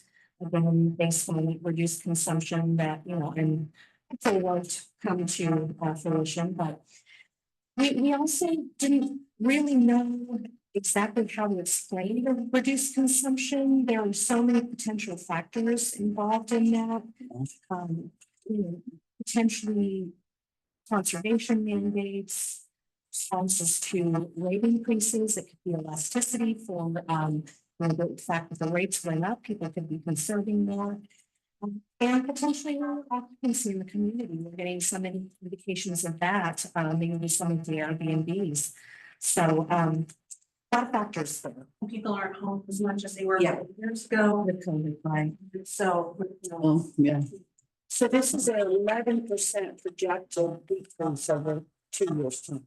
Well, projected though, not projected. I said projected. Right, I was actually not spreading it. Indicated guesses. It's conservative, it is probably higher than what it needs to be, because we want to err on the conservative side. We don't want to over project our revenue. I just wanted to point out that a lot of those Airbnbs are going up for sale, and there will be a family potentially moved in on a full-time basis. Yeah. If those houses sell to, fingers crossed. yeah, but I mean, that's another thing, that balance, Seen it happen. yeah. I've seen it happen already. Yeah. That's what's there. That's good. Yeah. Any other comments or questions on this slide? So we see that trend continue, we can bring back a slide in the future. Yeah, yeah. All right, so we have some administration and finance department highlights, for 23-24. We were able to reduce costs by about 36,000 to mark the end of the standby refund program. And those reductions are reflected in the standby administration account. So here we have probably, in my opinion, the news that I like to bring the least. So we do anticipate that our 22-23 bad debt, which we will be writing off in 23-24, will bring that to the board in the summertime, which is what we normally do as a part of the audit. So we anticipate that our bad debt may increase from 60,000 to 115,000 due to many factors involved. So, of course, due to the COVID timeframe, there was a state moratorium on shutoffs for water service. And we then we then did extend that, but we didn't continue the shutoffs until sometime after that moratorium was lifted. I don't recall exactly how long it was, 2022, I think, right. And so that was due to short staffing in field service department. And then we had, during this period of time, we had a transition in the departmental position of the billing, what was the AR tech position and became the billing supervisor position. So we're still doing training and getting that position up to speed with a lot of the collection processes. We also had a owner tenant program where we have, but that was implemented in 2020 and not fully phased in until more recently due to COVID. And the program, since it's not retroactive, long-term tenants will not be impacted until they finally move out and that owner has to fill out the new paperwork and take responsibility for that tenant. So what we're seeing is on this bad debt that we're anticipating, a lot of tenants that we can't file liens on and that, we don't have that owner tenant agreement in place yet. Do you have an idea what percentage of the bad debt that is? I mean, So the percentage of the revenues or no, the bad debt, these tenants that are, at this point, as we're going through that, the same analysis later in the towards the end of the fiscal year, so we didn't have the full analysis yet, but it's looking like more tenants. I would say probably, 80% tenants, a lot due to the fact that they were not required to pay because of the moratorium. Our biggest incentive for customers to pay remains cutoffs. When they are not paying, those cutoffs in water service is the biggest recourse that we have to collect. And so not being able to do that for some period of time has had an impact. We have also strengthened the OTA, the tenant agreement program, and now every time a tenant changes, we're requiring the form, whereas before we would allow the form to ride for a couple of years. But we were noticing that the forms would say, well, I didn't sign up for that Right, tenant. So right. now we're having them do it every tenant changeover, but we will see some good impact for in the future. The program, so still learning, working into bugs and everything. So what we When there's a kind of change. They need to apply for water services. If the landlord requires the tenant to turn on the water in their name, then that's how we know they'll apply for water service. So we are also looking at an option that's something that the district has done before, but it's been probably a few decades since the district has done this. I'm looking at working with a collection agency potentially to deal with this group of bad debt, but also potentially to deal with ongoing bad debt before it gets to be bad debt. So we will bring that topic to the board with the bad debt write-off this summer as part of the audit process. And we do know the good news is that we got the low income housing, what was it called? Water system. Thank you. So that David worked so hard on it, about over $100,000 in, some of which potentially could have added into the scope of bad debt. Some of it might be newer debt that was paid, but some of it could have been this older bad debt as well. Sorry if I can just chime in for a second. They also have that CAP SPC on some of the program, which is Household Energy Assistance Program. So even though it's not for water utilities specifically, it is another program that offers some assistance to members of the community here and in the county as well. They have not been able to have sessions or events like we had in our board meeting here in this office since prior to COVID. So I put in touch a person from the county and a person from CAP SBC, and hopefully at the community center on the street, they can have those sessions there. And those require an appointment. So everybody has to make an appointment and bring all the documentation that they need to meet with their staff. So in turn, our hope is that if there was some relief for other utilities that are going to help. I have a few questions. The bottom you say, the program offset about 100K. So does that mean it would be 215K?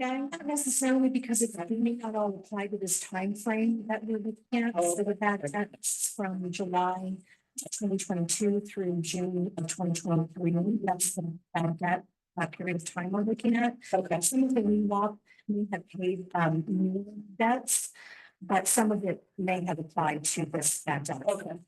And then next year's bad debt, yes, it applied to that one. So it will ultimately impact this, but in multiple fiscal years. Right. Okay. So we have this 115 increase, but yet we come back down to 50K for the next budget. Right, we don't anticipate because we no longer have the restriction on shutoffs. We are back to normal with our shutoffs. We'll be using shutoffs to, right, and that is our biggest avenue to collect. Yeah. Okay. I just I think that I don't like the phrase bad debt. And if we're I know nobody does, and if we're spending 50K on it, we should take a look at our policies regarding helping people with their bills. And reframing this. It's just, if we're gonna always have 50K, you know, as an average, we need to look at this a little bit differently. We don't have programs in-house as the board has put together, and that unfortunately does not get the utilization that we hope. We promote it regularly, Right. but it doesn't get the utilization that we want it to. And we're very restricted in how we can help customers because of Prop 218. You cannot subsidize somebody's bill because that means somebody else is paying for it. So when there, we So like if somebody has a leak and they get this outrageous bill and then they default on the bill, that becomes bad debt, but we can't help them with that leak. we do, and we have a going cap, and we can, if they are not on Airbnb, but they're a regular tenant or a regular owner, they can apply for the program and get a reduction on that bill, but there are some caveats they have to meet. So we do have, and we promote that one as well, especially for those unfortunate situations. Okay. 30% that's Up to 40%, which is. So for that, for the percentage reduction. I'm just sure it's 40%. $700. There's a percentage on that. They don't have the large meter rate. So the percentage that they have to exceed the prior years. Just the percentage that there is no percentage that they get off of their bill because it varies from home to home. So that your bill has to be over $700 higher than the previous year at the same time. And if they qualify because they're an owner or a tenant, they will look at their bill consumption over the past 12 months and then charge them at a different tiered rate. That gives them a reduction in that bill. And then we'll work with them with the payment plan as well.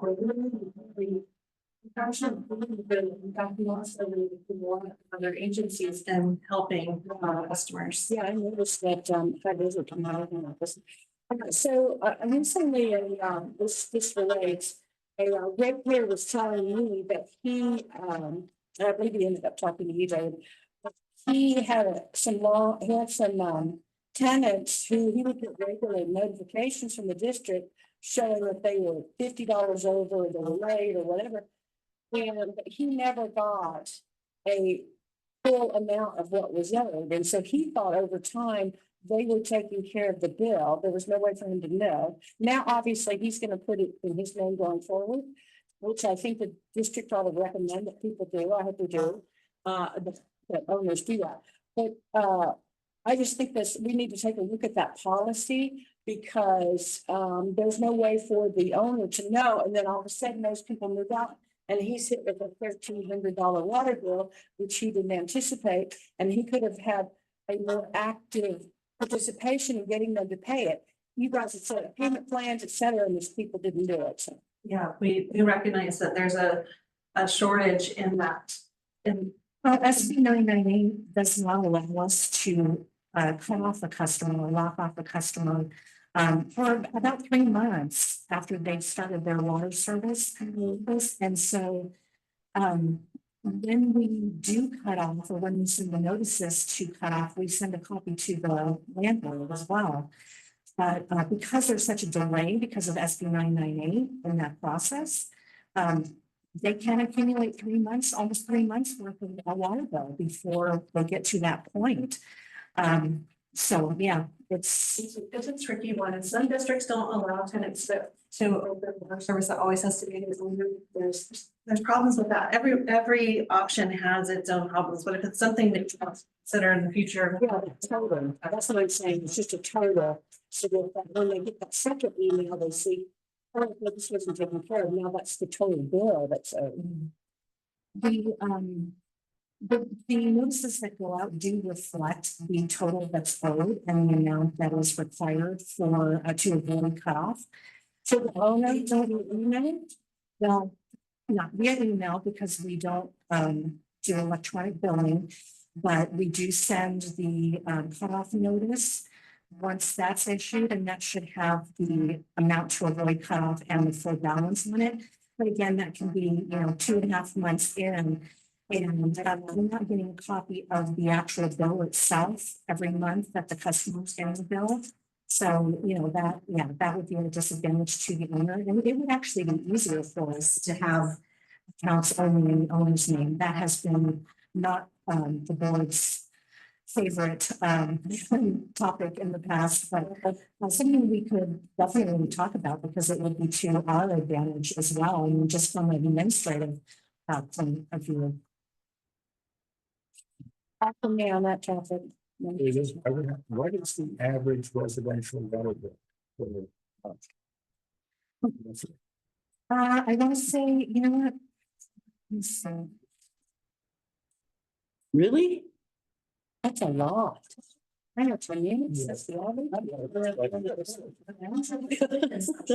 You're right, and that's right. Financial, no, dollar amount, yeah. Let me see, I think it was in the rate study, so let me see if I can. I'll say 64. That's what I was gonna say, 60s. So the average consumption was 8 units. And in this fiscal year that we're in now, that would put them at 126.95. Right, but at one point I asked Sarah, this is close to affordability, how much is this water cost? A ratepayer in Joshua Tree per day, which was like $1 something or other. Oh. Mhm. Like $1.28 or. The number changes each year. So Yeah. it depends on the rate increase. Mhm. Definitely get that. Yeah. It's still, I mean, it's utility bills, but I have a lot of fear. This is going because of the mandates, which we'll talk about later. At 9 o'clock. How's that hockey game? I need a bio break. Am I allowed to just go or do we have to take a break? Can we take a 5 minute? Sure. Oh, okay.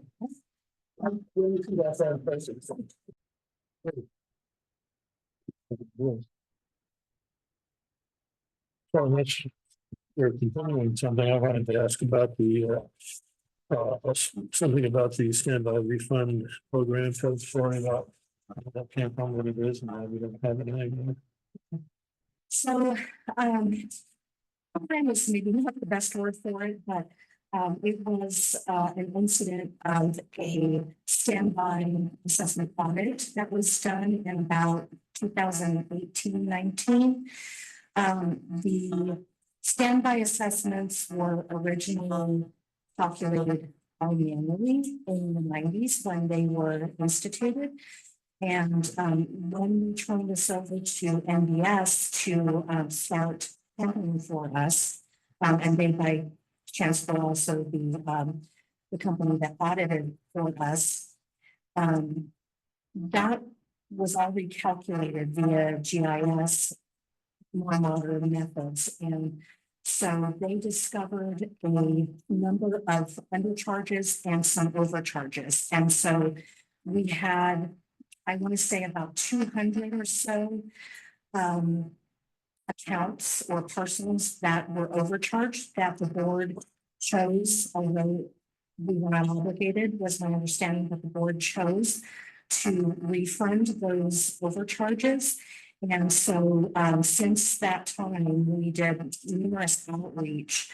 We mailed postcards, or MBS did this for us. They mailed postcards to the person owners. And then we most recently, over the last year, put out messages via our bill, special message.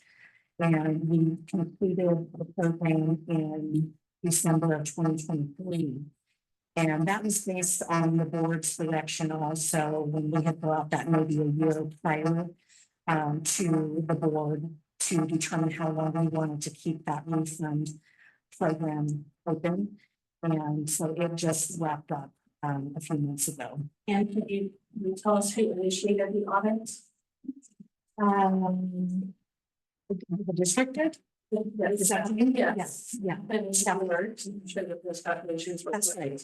Assistant general manager.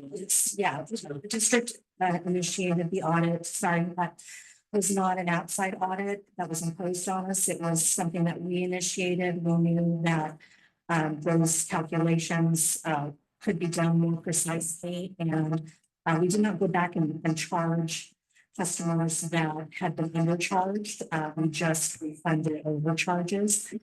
We didn't get great participation in that. I don't have all the statistics handy, but we ended up with probably about so maybe 150 or so, 100 to 150 refunds unclaimed after all of the outreach that we did. You know, it's not quite a simple process to find who that original owner was that paid the bill. And, you know, they did have, pretty simple process to go through, but trying to reach those parties that were, the owners at the time that they paid the bill and not necessarily owners any longer was a difficult process. So we had to do mass outreach for that. And unfortunately, we didn't get all of the participation that we anticipated. So In other words, that's a very substantial demonstration of us exercising our values. yes. We've got it on the wall over there. Showing a high regard and respect for our customers. And that when we found out we were overcharging them, we made a very substantial effort. I think I can remember an awful lot of envelopes being stuffed. Was that? That's, that might have been Prop 218. I don't know what. Yeah, there was a lot of outreach for this in different ways. So Did they remember that we did that? And do we have a policy on how long we keep someone's money that we owe to someone? So for the refunds the utility refunds that we issue on a monthly basis, we don't have a policy, actually. The law has ways on that. And I actually have a policy that is proposed. I think it's going to go into, I think I sent that to you a while back. It's going to go into the financial component of the administration code when we update that. So I don't know off the top of my head now what that is, but we are required to publish before we take that money back. We're required to publish. So what we've actually done, what we've actually done though is we haven't taken any of the funds back that we're not able to, with the exception now of this refund, standby refund program with our regular utility billing refunds. We have not taken any of those funds back into our general fund. We keep them as a credit on the customer's account, even if we can't reach them. You know, we actually just went through this with stale checks. We take measures to try to locate the customer. We reissue the check if we can find any mailing address for them. And if we have another account for the customer, we'll transfer that money over. Otherwise, it sits on the account, but we do need to deal with those once we get that once we get that achievement policy in place. And so we hope to be able to do that this year. How much money does that represent? Do you know? Maybe about 12 to 15,000. Oh, okay. Yeah, there's not a lot. We continue. Can I? More than one. First of all, on the previous slide, operating revenue highlights, I just had a basic question. When you talk about consumption, does that include the basic charge or is that just the units? That's just. So we're not talking about the basic charge. It stays the same. I know it does, but is it included in that average that we talked about? Of Yes. people are paying? What I wanted to ask about that is, for instance, Airbnbs that are empty for quite a while, are they still paying the basic charge even though they're not using water? Yes, unless they opt out. So that's Unless they don't have an account active with us. right. But if they do have an active account. But the ones that are still like that customers, they're not, but that basic charge is still being, That's correct. that's income. Is that income? It's a district, it is revenue. Revenue. Yes, it is. But it's not included in this consumption revenue. So they're just the metered water sales, so just Yeah. the units. Okay, Because we don't anticipate these homes, the Airbnbs, regardless if they are an Airbnb or a long term, right. they still have a meter. And so we Right. anticipate someone's going to live there and that fixed charge will be there.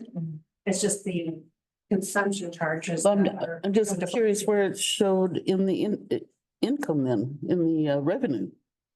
I'm going to show you. Yes, summaries, but let me show you the detail of the operating revenues here. On this screen, you don't have that in your printout, but Okay, in this top section, metered water sales, very first line, we have feelings, basic fees and basic fees locked full. And so anybody who is not using water would still be charged either the basic fee or Right. the basic fee locked full. what page was, is that on the page? It's not in there. It's not in Oh, there. 30. Okay, all right. Oh, I know I'm not in the slides, but we had page 50. You have, yeah, it's, I can tell you what page, it's on page 15. Right, At the very top, the top section, operating revenues. So metered water sales is the top line, it's the largest revenue source. That's consumption. And then basic Okay. fees in the middle, basic fees locked full. Those are the other side. but- okay, good, yeah, thank you. Then the other thing was the next slide, slide 10. I kind of wanted to go back to something, we covered it already, Bart, but I didn't catch it.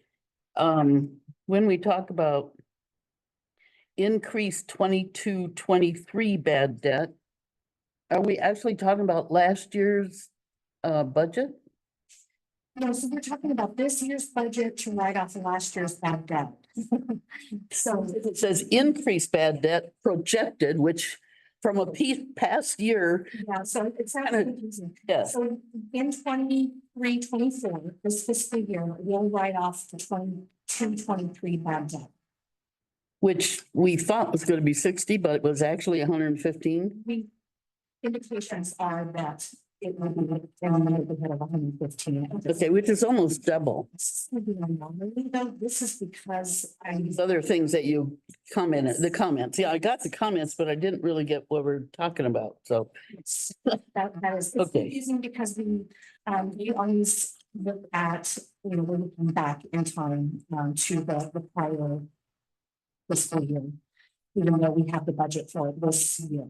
yeah, but we don't know, we don't have any projected bad debt for this current budget year. We do, so for the next, for 23-24. We have 115 is what we're projecting. For 24-25, Oh, 115 is, yes, for the 23-24 fiscal year, but that is for writing off the 22-23 bad debt. And then for 24-25, which will be for the 23-24 bad debt. It goes back down to I don't recall, it was 50,000. okay. I'm just needing clarification. Thank you. So as we expand the district to involve increasing the number of customers that we have, you know, because you increase this to 115 show.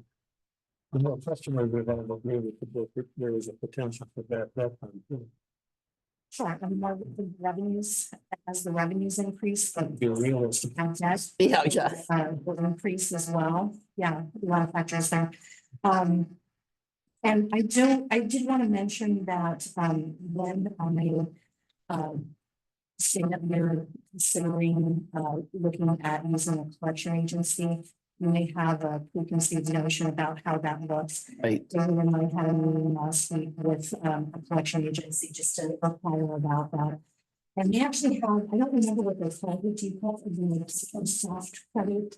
Is It was pre a pre-collection. collection. So it doesn't actually go into collections yet. Oh. They just start making contact on our behalf. And I think in some cases that will give an incentive. So they say, hi, is somebody alive there? And we'll ask them for money. Yeah. No, dear. Like a gentle collection. Yes. That's good. Any other questions on that page? For 24-25 now, we have a few highlights here in administration and finance departments. we will be implementing the include purchasing module and put as our financial software, and that is included in the admin software account. It is a $3,150 one-time cost plus about 3,000, a little over 3,000 annually. We also have the new asset tracking software funded with at 3,500. And that actually allows us for some room for expansion in the number of assets because they charge by the number of assets included. So we're starting with a limited number of assets, but we'll have some room there to actually expand if we need to. Prepayment, okay, this is an interesting one too. We kind of talk about this here and then when the check comes through, usually we kind of get questions about this again. We are proposing to prepay the CalPERS unfunded accrued liability, also known as the UAL, for the fourth year in a row. We've done this 3 years prior.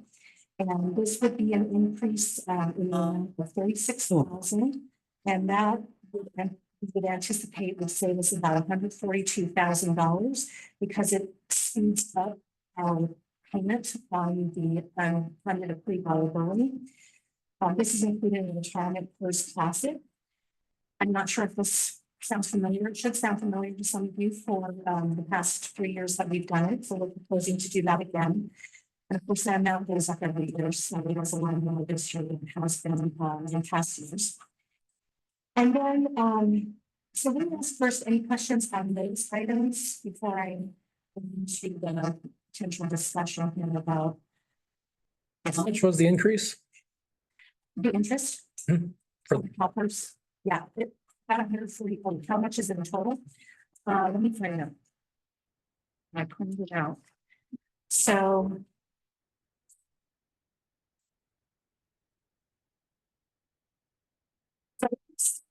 If we stay on the 30-year amortization schedule, we're looking at about $850,000 of interest on our unfunded approved liability.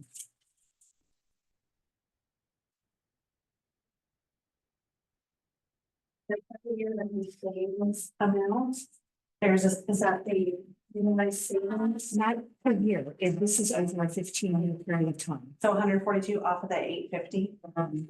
Over a 15-year period of time versus staying on the 30-year. They put you automatically in the 30-year amortization schedule, but if you speed that up and pay it down in 15 years, then you're saving interest. Okay. So then I mentioned that we, Sarah may want to give some background to this, but we wanted to discuss potentially increasing the legal services, non-personnel budget for potential premium 6 compliance opposition. This is not included in this proposed budget. This is something new that's come about since we prepared all of this, and Sarah can maybe give some background. I still don't have all of the information, but based on conversations I had with the group that I went to Sacramento and saying, the attorney who was successful in overturning the criminal 6 regulation last time in 2017 is interested in taking this on again. I don't know what the costs are. Obviously, it'd be spread across a lot of different agencies, but I wanted to get a temperature from the board to see if this is something that we're interested in being a part of, because there will be cost to it, but it could be less. Yeah. Regardless, we're going to have to start the implementation process of treatment anyway, because the window is so short. So October. It's 3 years from October, 3 years from October. it's really, really short. So anyway, that I don't have unfortunately at this time enough information to give you, costs, and that's why it's in this section of the slide. But I'm interested, if you're interested, in at least talking to the council and seeing where this could go. So in 2017, they were successful to hold it off for a while? It was overturned. It's taken this much Oh. time because they did not prove financial feasibility and they still haven't. Wow, that's just some issue. Yeah, but they don't put more districts out of business. That's correct. So anyway, if you have, it seems like the temperature that you might have some interest, and if so, then when we bring that final budget in June, then Hmm. we would consider increasing this, and hopefully I would have more information at that time of what those costs look like. Well, I mean. Yeah. We have this comfort where the district, having to tell ratepayers with you as a representative, having to tell ratepayers, no way, we don't care about numbers, we don't think it's that bad, it's, we just. Because we want to not have to pay for it. You know what I'm saying? I think I would have a difficult time making that argument, because when I was campaigning, it was the number one thing that ratepayers asked me About chromium 6. Yes. Should they want the treatment? So we're very concerned, what's the news on that? What's the information on that? If people worry about being poisoned by the water, we have to have it, it's so essential. And, so any little thing, and we're concerned about it. So I myself would have a difficult time being able to say that, I guess if we, if we wanted to, it wouldn't be just Joshua to run, it would be overturned for everybody. Yeah. So we would be, It's a tricky situation. I realize that. I think that the costs for treatment are so astronomical that we're in a really tight spot, and not exploring this option might be a lost opportunity. Not to get too far off topic, but I thought that we could delete the program and move it along. Just the diluted bits. It's one other topic that is really Really desires. David? I was on the ad hoc energy group that I could solve back then, and this is 2017, when you two was front and center. Just basically the California politician trying to look good and just make it 10 times worse than it. Now, we don't even know this as far as safety. They're just trying to, it's one size fits all. Yeah. So, and comparatively, that's like, my comparison would be with this compost situation is it's like, what's one size fits all, and they're not adapting to us. And it's up to us to give them the resistance to, so you have to consider this. So if you want to get my feelings on it, I would be very much for opposition to this. Yeah, I don't think it would be implying that we weren't interested, therefore we don't want to be involved. I mean, it's really, we need a lot of information before we make that decision.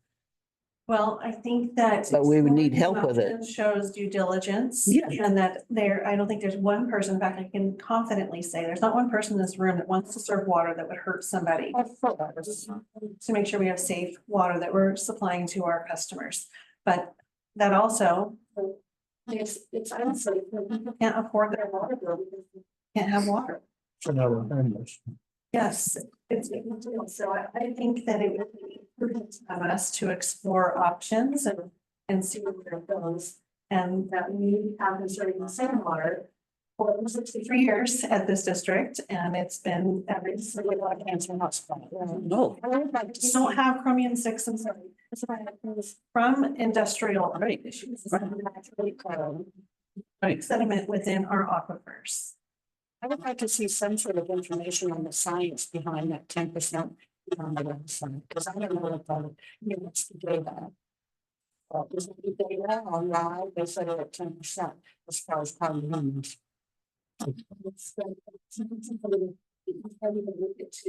Resources Control Board, they have tons and tons of documents and sift through, but they still start out. There's a chance that it is not in my mind.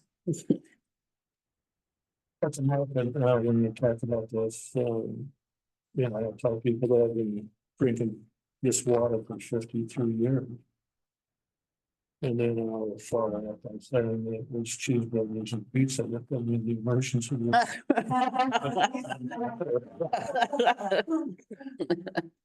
Because that's the thing, they complain Yeah. about this stuff, and then they'll go out and smoke a cigarette out on the Right, sidewalk, right. or order a pizza, or do some other. And that theoretical chance that it may would be drinking a gallon of water, the same source for 70 years. So see that information out about carbon. Yes. Just something that's simple. Yes. That makes sense. Right. That's what I'm talking about. You simplify. I bet you could simplify some things.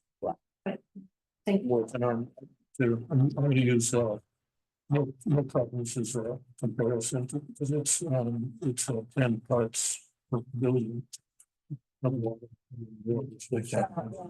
really. Outrageous. I think we got a temperature, so I appreciate it. Yeah. Thanks for bringing it up. Anything else? I brought the graph tonight, so No. just in case it came up. Cool.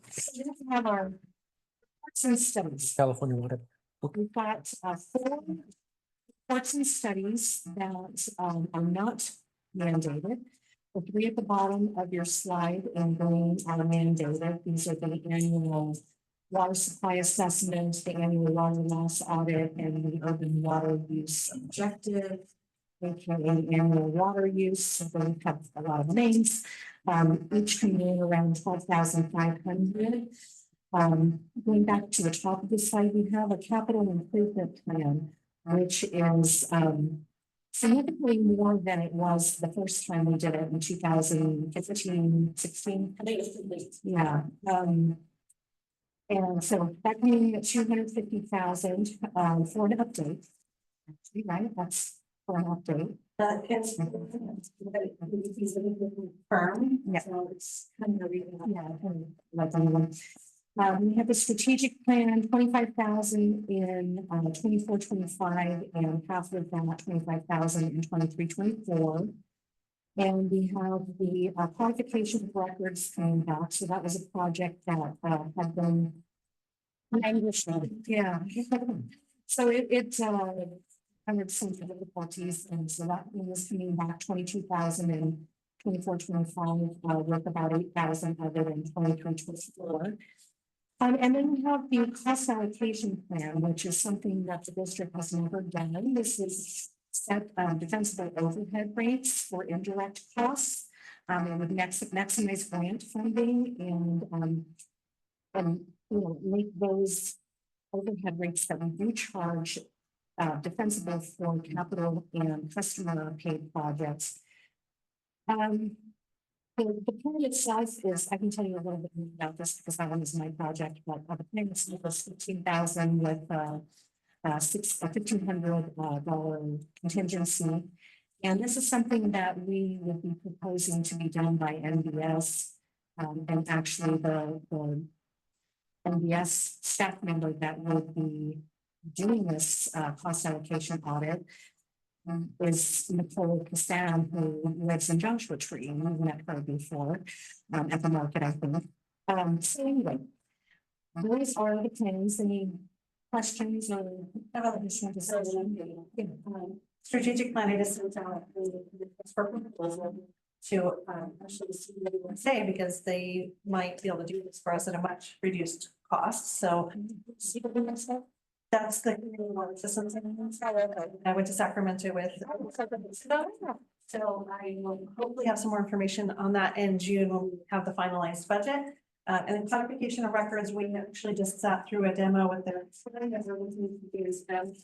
We think that we're going to be able to bring those costs down from that 22,000 to about $2,000, which is a significant drop. Okay. That we don't need the Cadillac version. We the less expensive version is probably in-house work, but we would have the documents organized rather than them doing it for us. So that's what we're coming once we sit down and have a staff meeting on that. But those are two. Bandwidth has been tough, but this is a grand for us to have in place so that we can forecast better of the projects that are ahead of us, and that will help us prepare our capital budgets in a better and it's also the basis, part of the basis for the rate study. The rate study uses that document. It just help, it ultimately is going to help us figure out what's next in prioritization when it comes to all the rehabs for our reservoirs and pipeline installation. So I have a few questions on this. Such a large amount, $250,000. Years ago, the district, 10 years ago, when it was done last, didn't spend that much. And people have had businesses all around where they didn't have to have that kind of a plan, spend that much to figure out how things go. And seems like we could do it without that, and 250,000 to cover our mistakes. You know what I'm saying? So I'm just wondering why it has to cost that much. And, if we really value that, and I'd like to know who would be doing it. Is it an engineering firm? And, what's the skill set that we'll be bringing in for $250,000 just for a plan? Great question. So this is a plan that we have plans and then development of assets that need to be rehabbed and maintenance. And this plan brings that all together and gives us that forecasting for the future. It would be done by an engineering firm. We would have to do an RFP to get, the best cost, but we reached out to several and this is offered. What I really wanted to do would be a water master plan. It's more comprehensive, but that one was in the range of about $600,000 and we thought that was far too much. This plan, if you go on our website under our documents reports, you can see the former one that was done in 2016. We still use it, but it's outdated. And we did a lot of discussion with the engineering firm that we are hopeful to possibly use. That why can't they just update what we currently have? But they do all of the escalation of cost. They look at all of the pipeline that's been added to the system since the last plan was put in place and any other infrastructure that has changed. And unfortunately, it's just the cost of hiring engineers to do this kind of work. How does the help operations? This is essentially our roadmap. Instead of us going out there and guessing on either motions or educated guessing on our facilities and our infrastructure, on trying to make the best Objections. objections that will perform the work. This gives us a detailed roadmap with real expertise put into it to be able to make proper decisions. That's for the ratepayers and for ourselves. The best business practice, which is something that we've all really worked hard to maintain, our infrastructure using best practices. I sat through during recently CSDA did a presentation on capital improvements, how vital they are to systems. If you're interested, I can to a link to that recording, but they really are that roadmap that helps us figure out what is next. And we may have to change those. So if they say this section of pipe is due next, but we need to work on the leaks here 2 years later, we're going to adjust it. It's set up in that way. But this really helps us get us that gauge so that when we're sitting down at the table looking at our capital budgets in the future, we know already we're going to whatever the name of the project is, the Beaumont project or the Sulphur project, and we have them mapped out for us along with our reservoir, booster pumps and all of our other infrastructure. A couple of things for $250,000. I don't want one sentence to be the same as the previous document. I think here. And the other thing is that we had to leave it roadmaps. I used to work with companies in particular, we had a roadmap for the product lineup, what is going to happen. This is how many years in the future? They're typically 10 years. I would like to see if we could do it a little bit longer, 15 year. That would be better for us financially too. But it's something that we would have to discuss and put on the RFP. So whatever they put in the RFP is what they're asking. So it's 15 years or 20 years. If it's possible, that would be something we could consider. And so the thing is that you guys were hearing that, this informs the rate study. So what I want to understand is, are they just saying, they're just giving us one option and saying, okay, you'll have to have this much money here, here, here, and here. And, if we decide we don't want to go with that because we were okay with the rate of change, the pace of upgrading things, how does that impact everything? Is our plan obsolete and, not useful for the rate studies in the future? It should be built in such a way that there's flexibility. It shouldn't be a static document. There should be a component to it that allows us to make those adjustments. Tiers. Okay. Does this include projected growth in the area?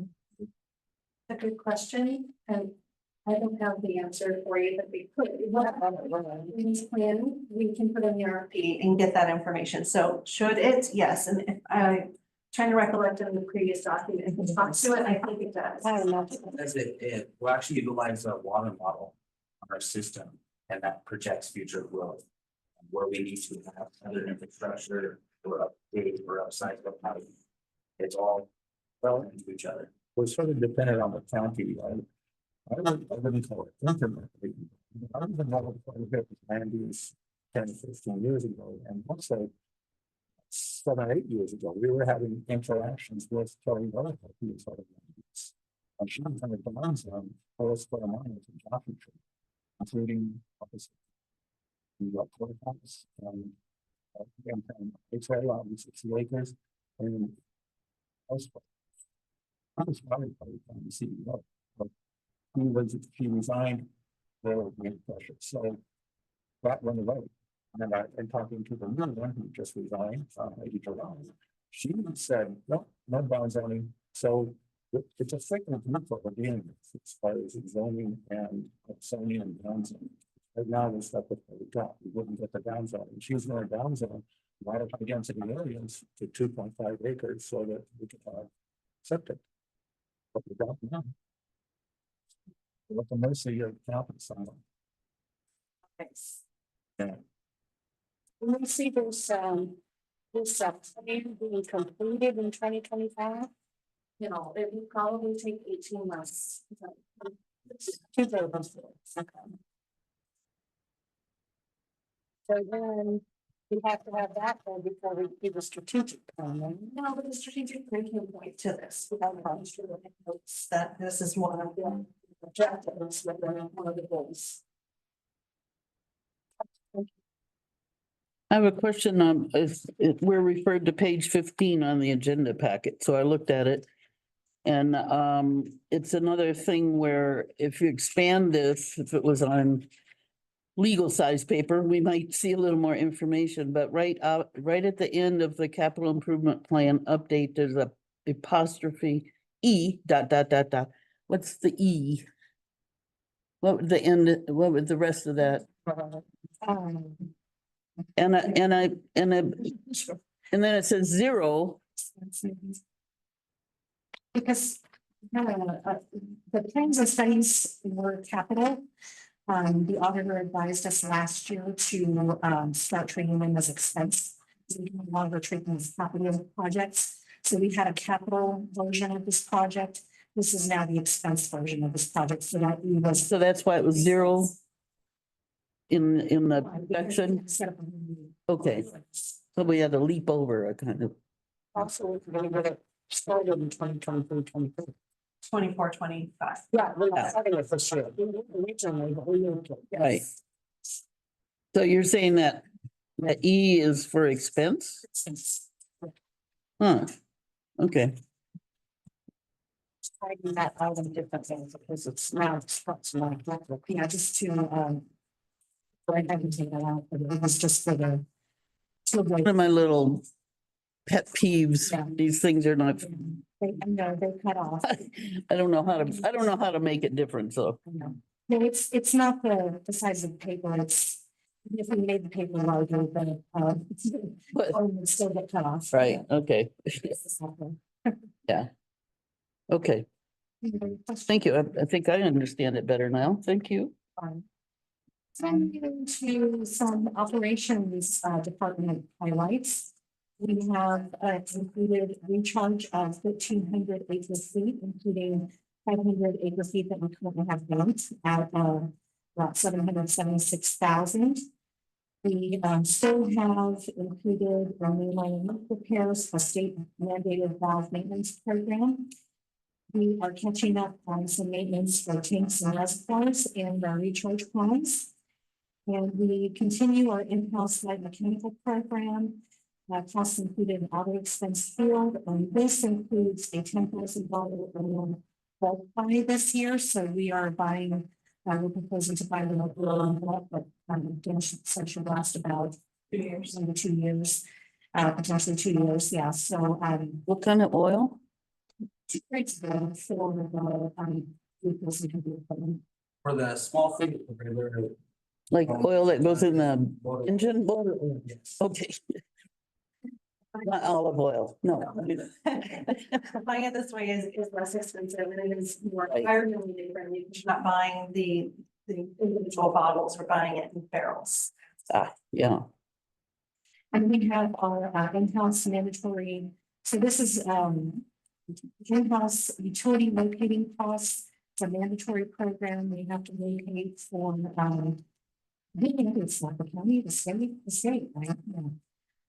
So our dig alert, when we brought that program in-house, we saved about $100,000 a year by not outsourcing it.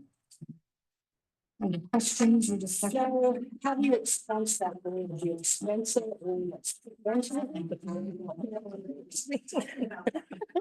to make that an inventory item. And it's gonna have to be expensed when it's used. Yep. Per liter? No, we'll get a report on a daily basis. oh, okay. All right. Yeah. We'll make it something else. If you have questions about recharge, we've already taken that 500 acre feet of banked water. If you recall earlier this year, we reported on the difference. And that is what we will take, assuming the budget is adopted beginning in July or whenever they can deliver it to us. 1,300 is about what we produce each year, and that's why that number is there.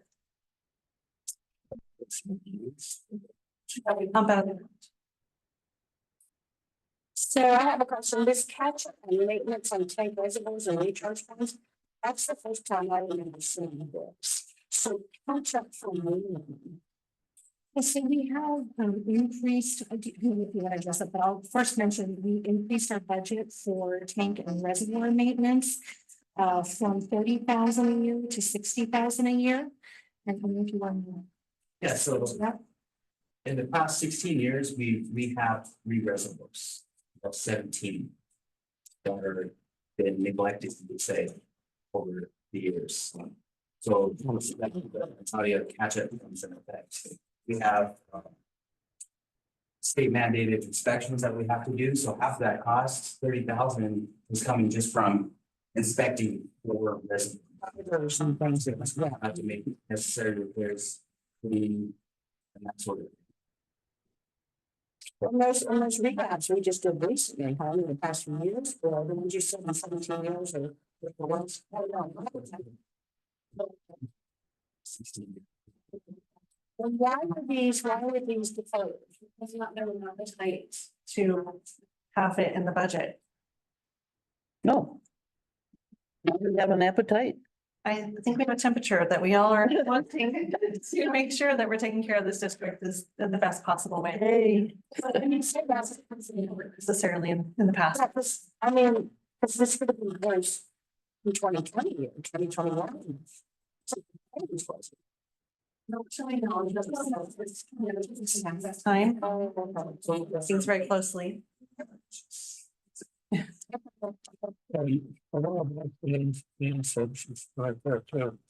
She said something to the effect that we will increase the infrastructure of the district at the rate you give me money, is the paraphrase it.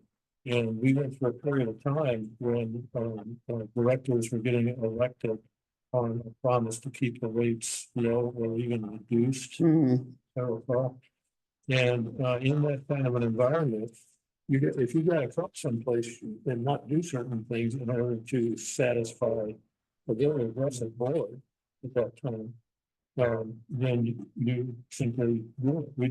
We did some projects. There was one up here and every one of them there. I can remember vaguely, back to, I think Marina West was running such things. But and it was still way. Also, we were also to the next stuff. Have a minute ago, we did that. We came in and did a presentation, we found it in Friday, it was completed. But anyway, if we raises the rates to such a point where we could speed up the maintenance and the maintenance of things. You'll do it, but there's a certain level of appetite on the part of rate payers for having rate increases. And so we have to, as a group, we have to balance all that stuff when it comes down. But it seems like because we brought so much in-house too, that now it might be easier to keep up with the maintenance rather than trying to get somebody here to do it. Yeah, we hope so. And I remember the first year I was in this position was the year that we had to fix everything. Last year was the rebuild year, and now we're really getting these needs, making sure that we're doing things correctly. Yeah. I thought I said was helpful to me. Slide. So here we have another item for discussion, something that's not included in this budget.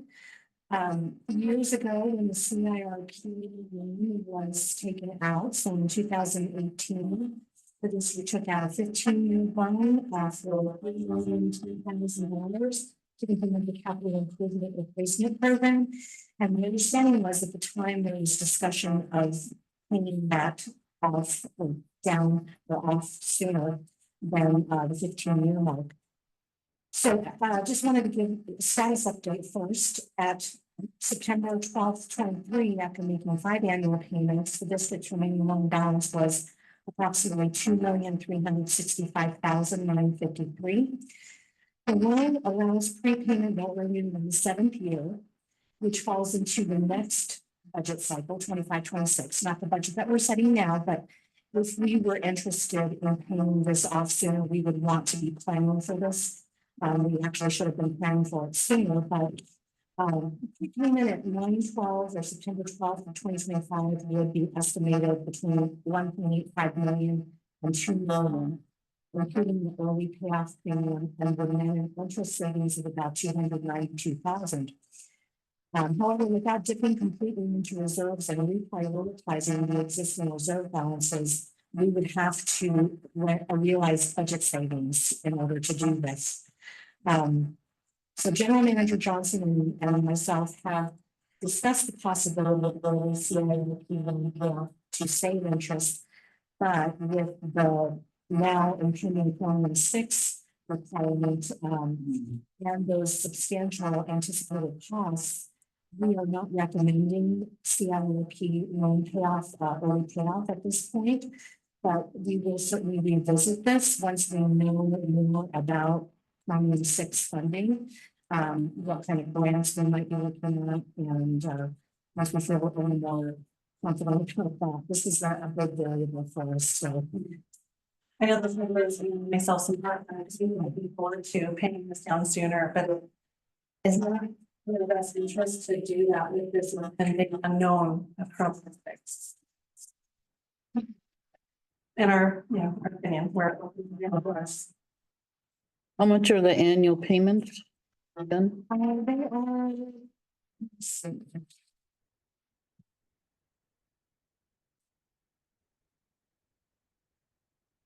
Just 183,000, looks like is what we have on the, hold on, no, almost 300,000. Yeah. Oh, okay. Plus no interest. So.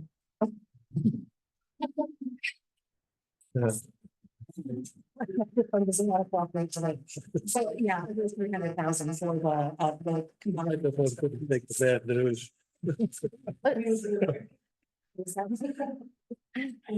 So almost 300,000. Yeah, 183, so in 24-25 proposed budget, we have 183,000 for the principal and then 84,000 for the interest.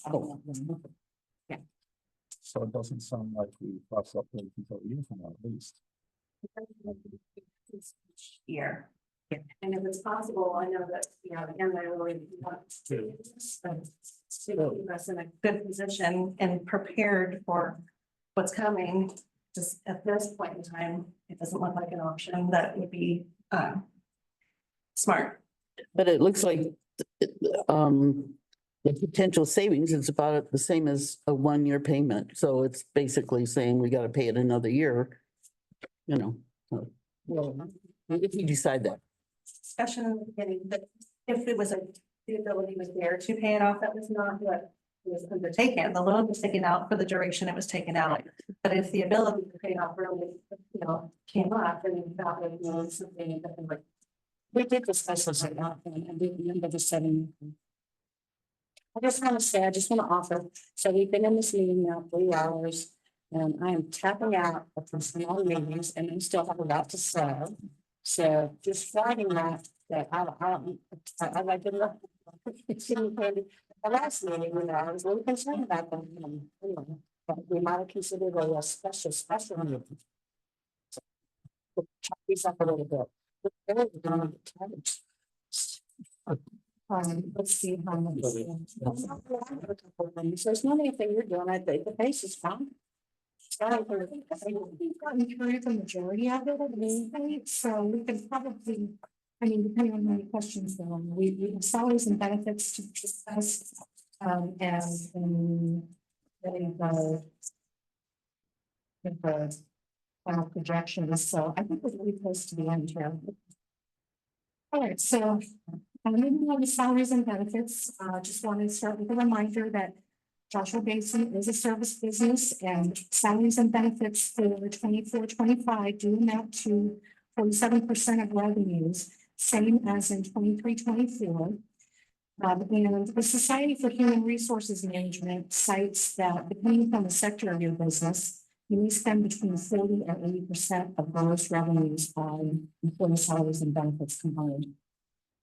So getting to the details here of salaries and benefits, we do budget at the top of range to allow flexibility and margin of error. Our 24-25 salaries and benefits amount to $5,110,079. And that maintains the current positions, restores a position for the compliance coordinator that was not funded since 2020. And then it adds the CRLP labor position to enhance the safety of the pool. And we can speak to that a little bit more if you. So this is a new position we're proposing for 24-25. When CRLP was first formed in the district, it was formed with 5, with anticipation of future go to 6. Honestly, 1 6 will be So just for productivity and safety measures, most CRP crews, pipeline crews, any kind of crew like that are always rated with 6 people. You have 2 equipment operators, you have 2 people in the trench, you have a top person who is constantly watching the integrity of the trench to make sure there's no cave-ins or whatnot, less driving tools, that's very important.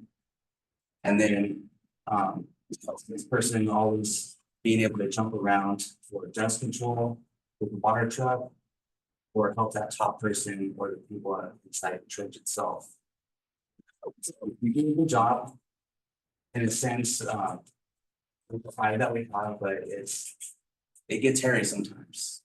It's definitely not safe long term. We do pull from the construction and maintenance department to have that 6 when needed, but then work in the construction and maintenance department gets deferred because they're in a different department helping. And so this is the optimal for this pipeline. I know is the temperature is high because we want to replace this aging infrastructure we have in our district, and adding the labor position will help satisfy that particular department. In addition, if there is ever an absence or a sickness or an injury, now we still at least have 5, but with where we're at right now, we're down to 4. So if this is something that we're proposing, if you have any questions about that, I'm happy to answer. It's a 6-person, it sounds like you have 2 equipment operators, you might, there have to be some sort of qualification. But do the other fellows alternate doing what they're doing, or? So we have, if this position is added, we'll have the 2 operators, 2 pipe layers, and 2 laborers in that department. So this position that we're proposing to add is a laborer, so another person. We have 2 operators. They do have plenty of certification. Pipe layers also get certified. Labor is a nice one to add because we can get entry level and we can train them up, and then they can earn certifications while they're here. So the CIRP supervisor isn't consider one of those numbers. That is one of the positions. It's so if you remember, we brought in GIS that we didn't have before. We had so we now have, on a GIS system. And that lives with the CIRP supervisor. So that person has this whole other piece of their job that never lived in any job description before. So that's another reason that we need this 6. Seems to be a trustful guy most of the time.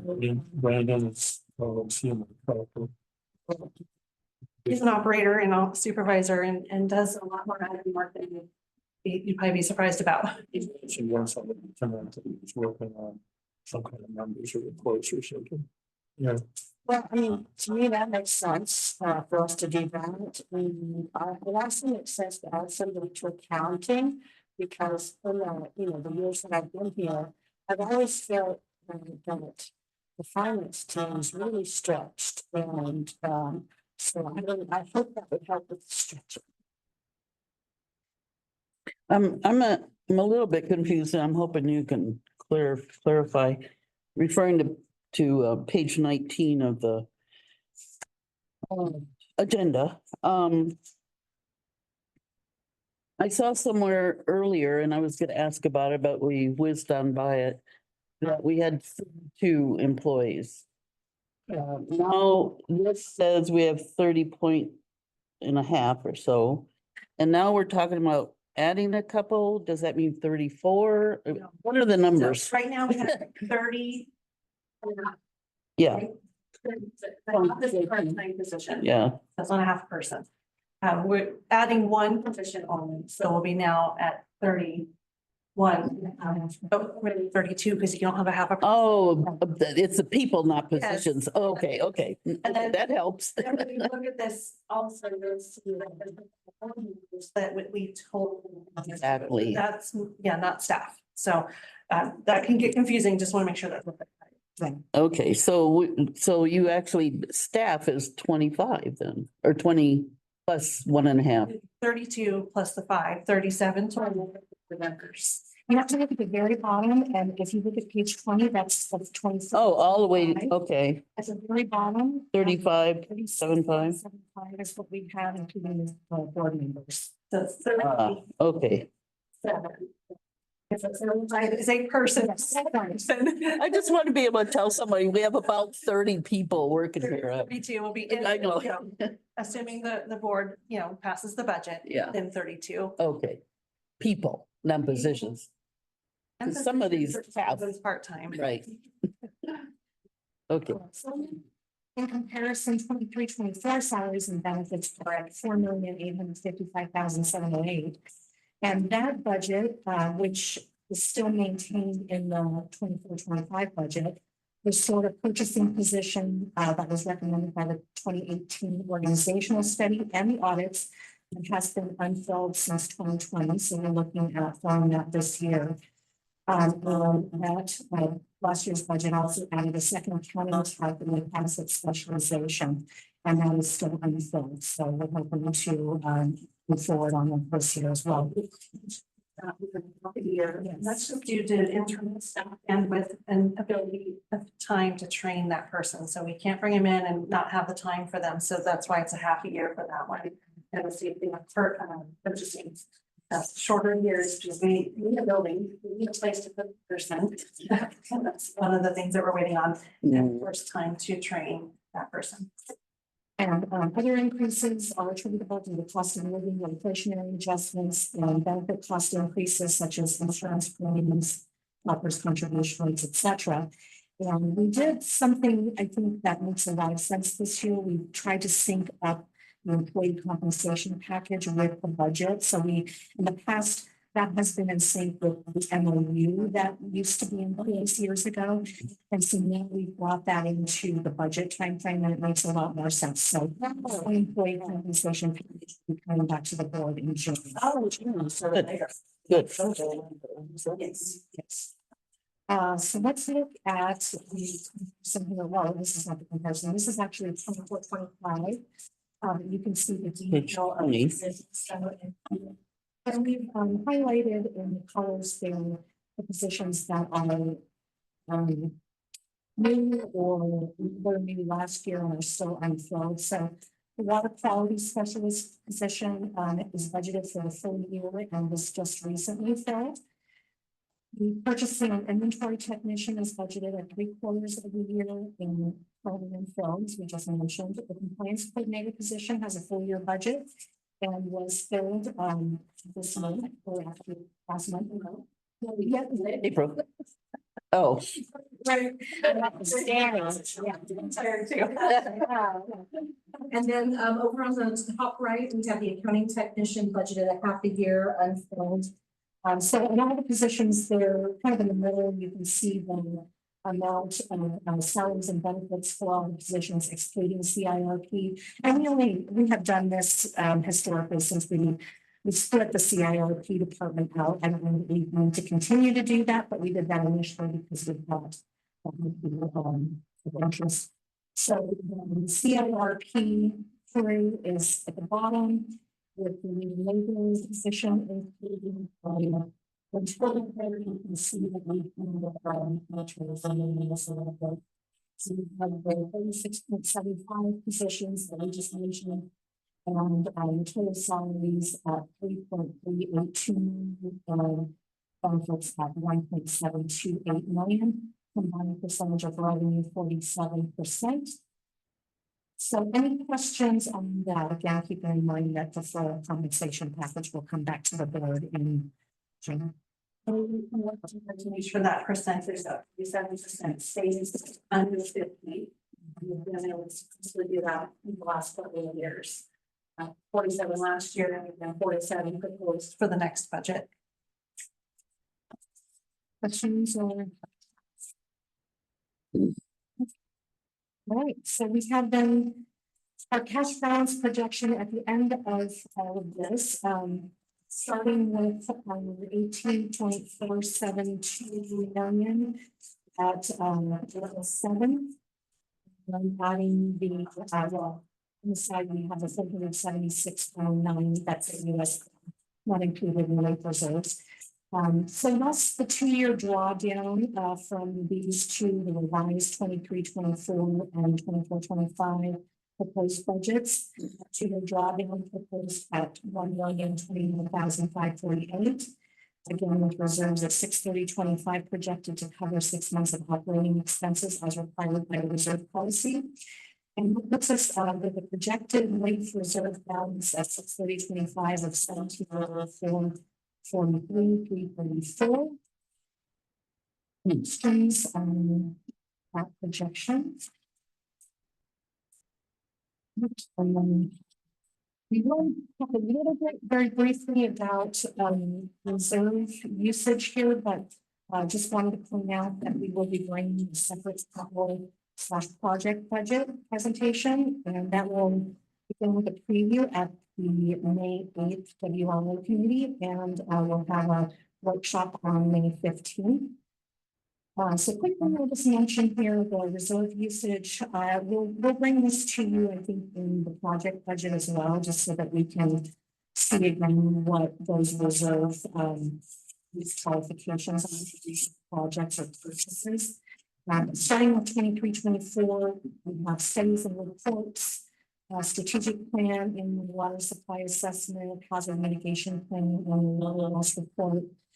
Equipment and technology reserves, we anticipate funding the 4 replacement trucks, vacuum excavator that was purchased in 23-24, file server replacement, tire changer replacement, and 2 wind radios. We also have 250,000 in meter replacement that we anticipate funding through the reserve funds, and the remaining of the capital costs will come from the capital reserve. For 24-25 studies and reports, as we saw in this slideshow, capital improvement plan of 250,000, strategic plan of 25,000, annual water supply assessment, annual water loss report. Equipment and technology reserve will fund the shop air compressor, D1 SCADA upgrade, and the plotter. And we anticipate meter replacement costs of 350,000 to be funded by the meter replacement reserve, and all the remaining capital costs will come from the capital reserve.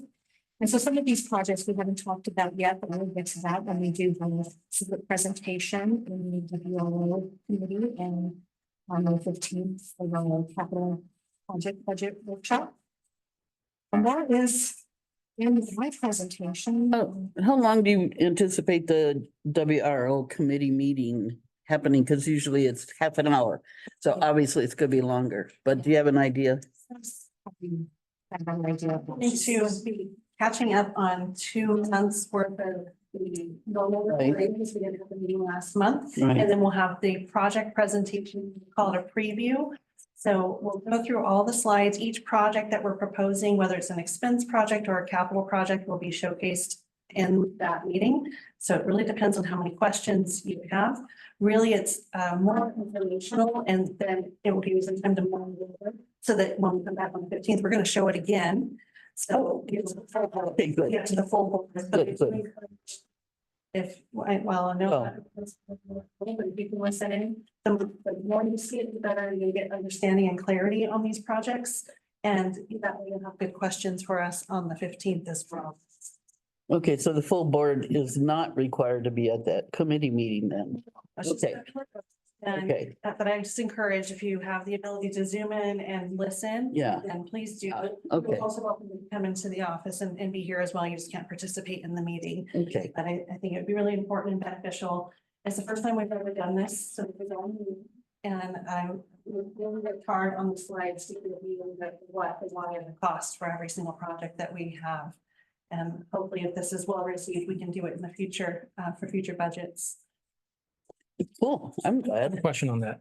I'm gonna be at the Aqua Conference during that. Oh, Is that's it right. gonna be recorded? We can record it and send you the link. Stacy's going to be out there as well, and she's going to zoom in and participate. Okay, So if you don't have a seminar that's more. Zoom in, have to check. part of our meeting. Yeah, good. So we can, I'm gonna need a motion for you, if we're sorry, soon. Better spend it for 5 minutes.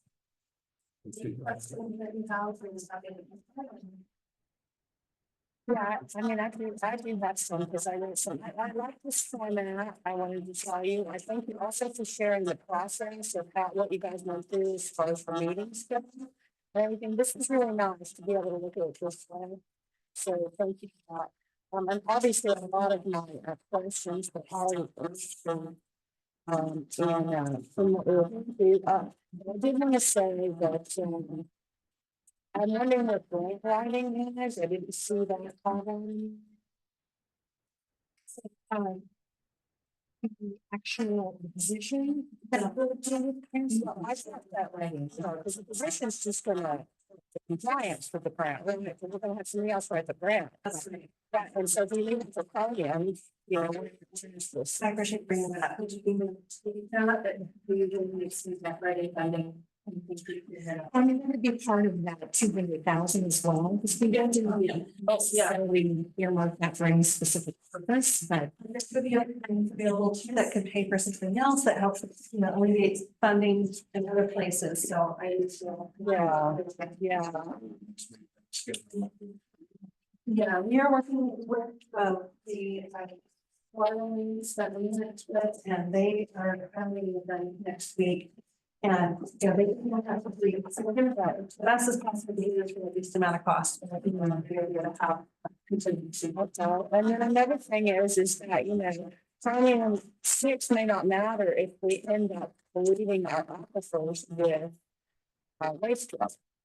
And so let's any mention of wastewater on here. I mean, it was on the budgets in the past, and so I'm just wondering, what's the thinking about it? Wastewater strategy is the current update. This year, we don't have the bandwidth for it. It's not a requirement at this time. Based on a conversation I had with Octavia Scott at the City of 29 Palms, they have stopped that program for sewer because they don't have enough residents there to have that impact. And right now, we know some of this, we monitor on a regular basis, especially for nitrates. Oh, So we're not seeing that density impact us yet. Could it? Yes. And should we get prepared for it? For sure. But that's a project I have on the radar for next fiscal year. Okay, just as a reminder, I attended a presentation 16 years ago that the USDA did, not USDA, USDS did. And they said that we had about 10 years of that. So anyway, I'd just be curious to see what USGS has to say about this now. Some outside information would be very valuable to me. And are we gonna hear anything about the AMI thing? I don't want to have to wait till the presentation. No, so not till next week then? You want a little preview? I don't care, whatever. I can give you a little tiny sneak peek of what to expect. We have two projects that we're not recommending moving forward with. One is, you're not gonna probably care that much, is the keyless entry to the building. It's far too expensive. I'm having a hard time with the vendor. $45K or whatever it was. The other one is AMI, and we went through a full study. We have the presentation this week, but what we found, that the costs were dollars. Their ongoing operational expenses. It's going to result in rate increases in the future because of those costs. It doesn't shifts work from being out to technical work. And at this point in time, we're not recommending it, but I'm happy to give you more information when we meet next week. So that's helpful, thank you. And I just wanted to say, so I did compare you guys, some budget amounts, and we've gone through the rate increase, and sometimes I have a hard time seeing how much things are. I started in 2020, and so I compared the proposed 2024-25 budget. The metered water sales are now, because of what we're charging now, are $1 million more. We're getting more than $1 million in than we did in 2021 and 2021-22. And the basic fees, which you guys remember, is against and still against raising. These are 530K, wait a minute, 592K higher than but this is, so it's $1,735,000 more than it was in 2021. To me, that's a significant amount, and it's a pretty good increase. And I just hate to feel like we're on this train where we think we have to get more money, we have to get more money. How do we know what the pace of improvements are? We're not a for-profit business where we have to innovate all the time, and things always have to cost more, and things change all the time. So I just wanted to say, let me just make sure I didn't have anything else in here. I did want to say, when I said that the director's salary, it did increase from 24 from 31 to 41, and I said 10K, and you said no. So it was 9,766.69. I thought that was something about 24. I just let you know. Yeah, I would like to know. Sometimes it's just nice to know, to be reminded of the total cost of projects, right? Because it's hard for me to remember what the total cost of the new will be on the bills. Right. And you did say that the planning for the capital strategy is 250K, but it's going to go 18 months. Is that 250 cover all of that, or is it going to actually increase? Okay, all right. So, and then I was going to say the A1 road rehab seems low at 66,000, and I'd like to know the Belmont cost overall and the number of ratepayers who are impacted. And one other thing, so lots of times we don't get things ahead of time. I don't know if we'll get the capital project budget ahead of time to be reviewed because of being traveling and trying to look at a little screen and stuff like that. But maybe I can get it printed in the business center at the hotel. It won't be ready until we get to the. I want you to rush it then. That's a little guys. Thank you.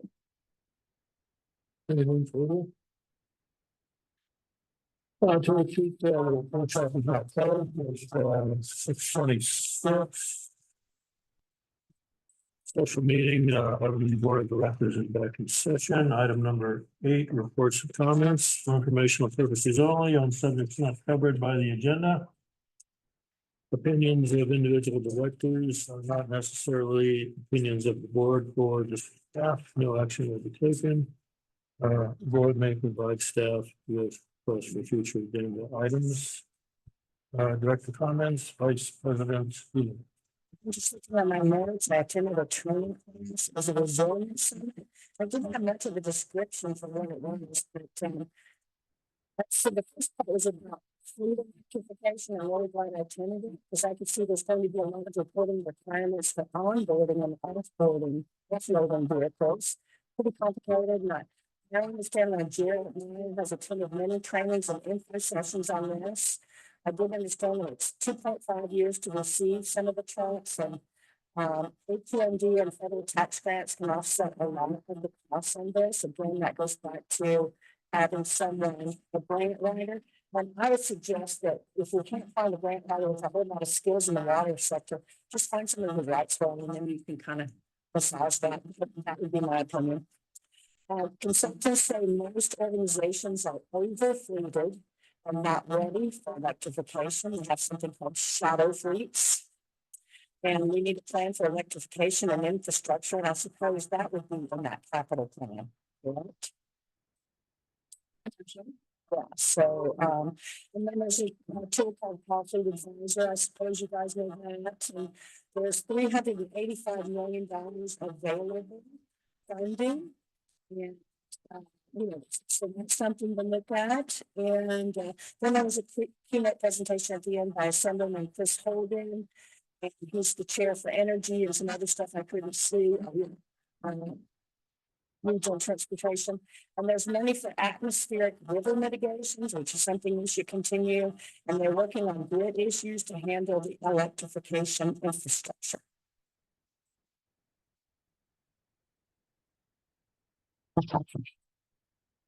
I remotely attended the Hobby Water Agency meeting last Thursday. Then most of it was budgeting for the future 5 years and trying to guess how much water they're going to get and how much water they're going to enjoy, which I, went on to the revenues. Those all guesswork, but educated guesswork. So it's also not with them. Nonetheless, for some reason, it wasn't paid. I don't know why, but it was about to be doing. That's what happened on that one. I would explain that capital strategy plan. 6 years ago, Coach Salo was looking at, he had a $20,000 grant to investigate the energy savings for the district. And he was going on and trying to figure out where he could put 8 acres of solar field to power the district. In other words, that's there on top of the building. Solar, we could try explaining that. But anyway, that was one of his concerns. And then he had a second consultant come in and said that the first consultant was all wrong. So that's what happened on me. Almost my report. Director Johnson. I didn't attend any meetings, but I have some questions about, or some comments.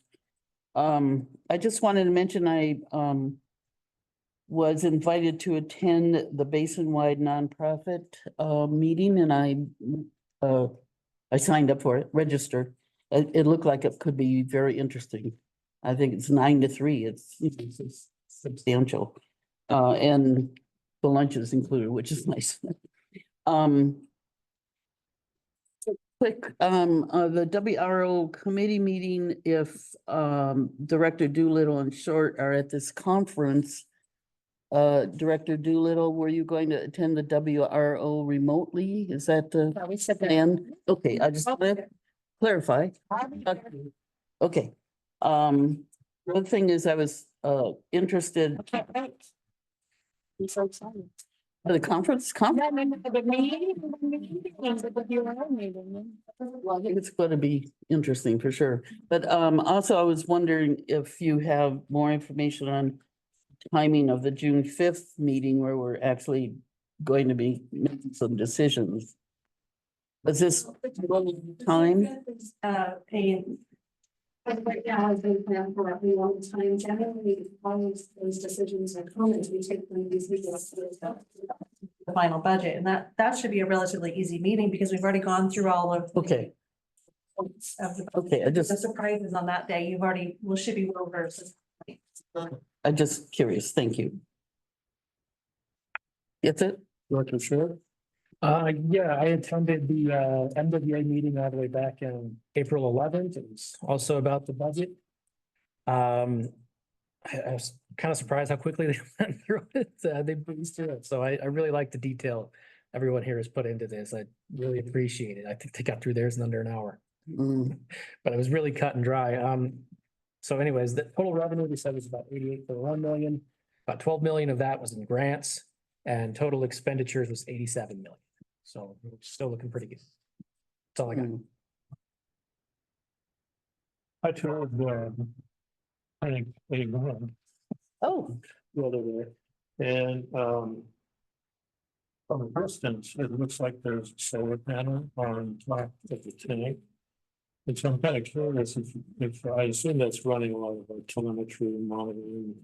Sure, it's probably a battery and all that. Do we do that on all of the tanks or, what's the same? Or the tanks. The solar lithium batteries. And the power of all of our SCADA, you could say.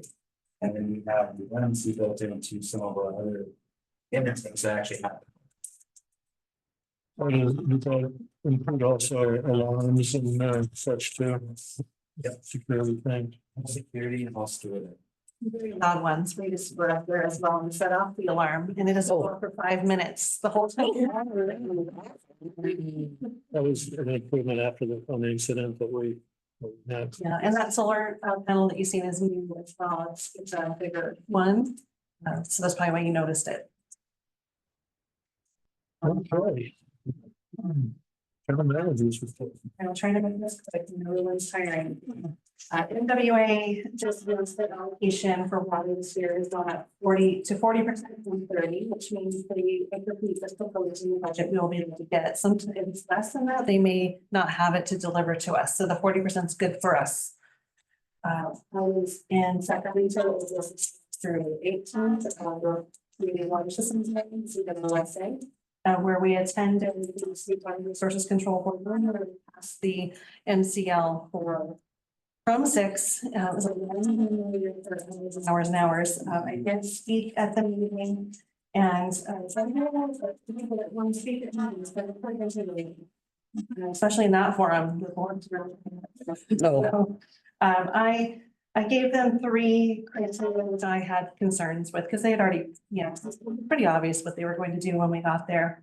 One was noticing. So if this, after the board adopts the MCL, then it goes to the Office of Administrative Law, and then it becomes codified, and then in October will become effective for 3-year implementation for our size district. As of next year, we'll have to start sending out public noticing that we're not compliant with from 6. And I have a really big problem with that because it's going to create perception that we're not doing what we're supposed to be doing. So I asked the state to really look at the language that they're proposing so that we are communicating with our customers in a way that doesn't scare them. It helps them understand where we're at. So that was the second was the compliance period, 3 years. EPA recommends 5. Why are they doing 3? I don't know. It's so challenging to get our regular projects done. And now we're adding this to, and I feel like having one of our wells is impacted. We're not a district, like 29 Palms was also there, and we have 1 well that's impacted. 3 years could potentially be the timeframe that they could comply. But we have 5 wells that are impacted, which means treatment for every well, or we have to get engineers to design a way for us to have a centralized treatment facility. So there's a lot of work that's going to go into this. And, I definitely voiced my opinion on the compliance period being too short. And the third thing, but the most, I talked about the costs. Coachella Valley was there as well, and they told them that it would be $15 million per well for treatment. If that is the true cost, that's $75 million for Joshua Basin Water District. That's an obscene number and a scary number for us. And I need access to funds, and not just access, but we need simplified access, because sometimes they make the process so hard. Program that in December that we brought to you, they make the process so challenging that how do we get it done? So I was very clear that, you know, they need to simplify and help us with that process and look at these disadvantaged communities better and help us access those funds. So that was my takeaways from that meeting. I attended a lot, and I'm going to go through them all. April 23rd, we had a snake awareness meeting for staff. That's the first time we've done that here. Snakes are out. I saw one on the walk the other day. It was very informational and helped staff know snakes, or every single staff member has run into a snake. So it helps them identify what's venomous, what isn't, and how to handle snakes. And we're going to have 2 of our staff members become handlers, not physical, but with tools. And then they'll get to the in the future. From sites and get them, you know, out of the news box or wherever they're working. On April 25th, Jeremiah attended the tank diving, which isn't as exciting as it sounds, but you can't see into it. We got to watch our team divers, you know, climb the tower, go up the top, spray down in their suit with the chlorine and go into the tank. We'll get the video coming up, but it's pretty interesting line of work. And that's the only other thing I wasn't going to bring up tonight, but that's been mentioned, you know, the community wrong. I'm hoping maybe temperature of maybe proposing a different meeting time in the future. And I'll bring a forward, but we have done a preliminary report and found that 25 water districts that we've surveyed, only one of them has meetings that are after 5:30, and we're most of them are in the mornings or in the late afternoons. And I think that because by the time on regular meetings that we get here, you guys are here, you know, we're on hour 12. And by the time we leave, sometimes hour 15, we're not going to bed till 11. And then the next day we're spent too. So anyway, just a consideration, doesn't mean anything at this point, but in the future, I'd like to bring a discussion to the board to see, you know, what you think about that. And that's the end of my report. If you have any questions, I'm happy to answer. Okay. I'm not about They think from the vice president? Yes, I have a few things. One is I think we'll need a CA plan policy because I'm really curious to know what we would do with those things. It's very important what you do with them. So another thing is that I would like to, if somebody in the district could have just sent a message to the board telling us what the news was regarding Chromium 6. I didn't hear about it for 2 weeks. There was somehow, you know, my feed and stuff, it never came up. And then also I want us to consider a policy regarding meeting length. I definitely believe that, you know, meetings that are beyond 3 hours are just too much. I often see that there are time limits on topics at a lot of meetings, so that could be something that could help with your content is always going to be there, but duration could maybe be limited. So it's something to consider.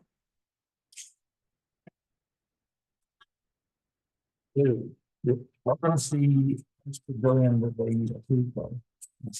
10 NCLs. Are they 10? Oh, one other notable fact.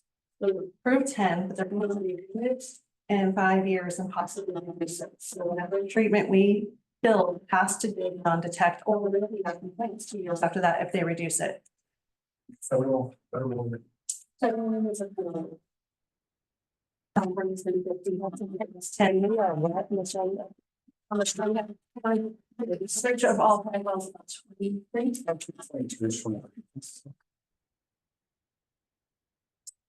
Yeah, so that part is really troubling to me that they said they were going to review years after when it doesn't hopefully compliance in 3.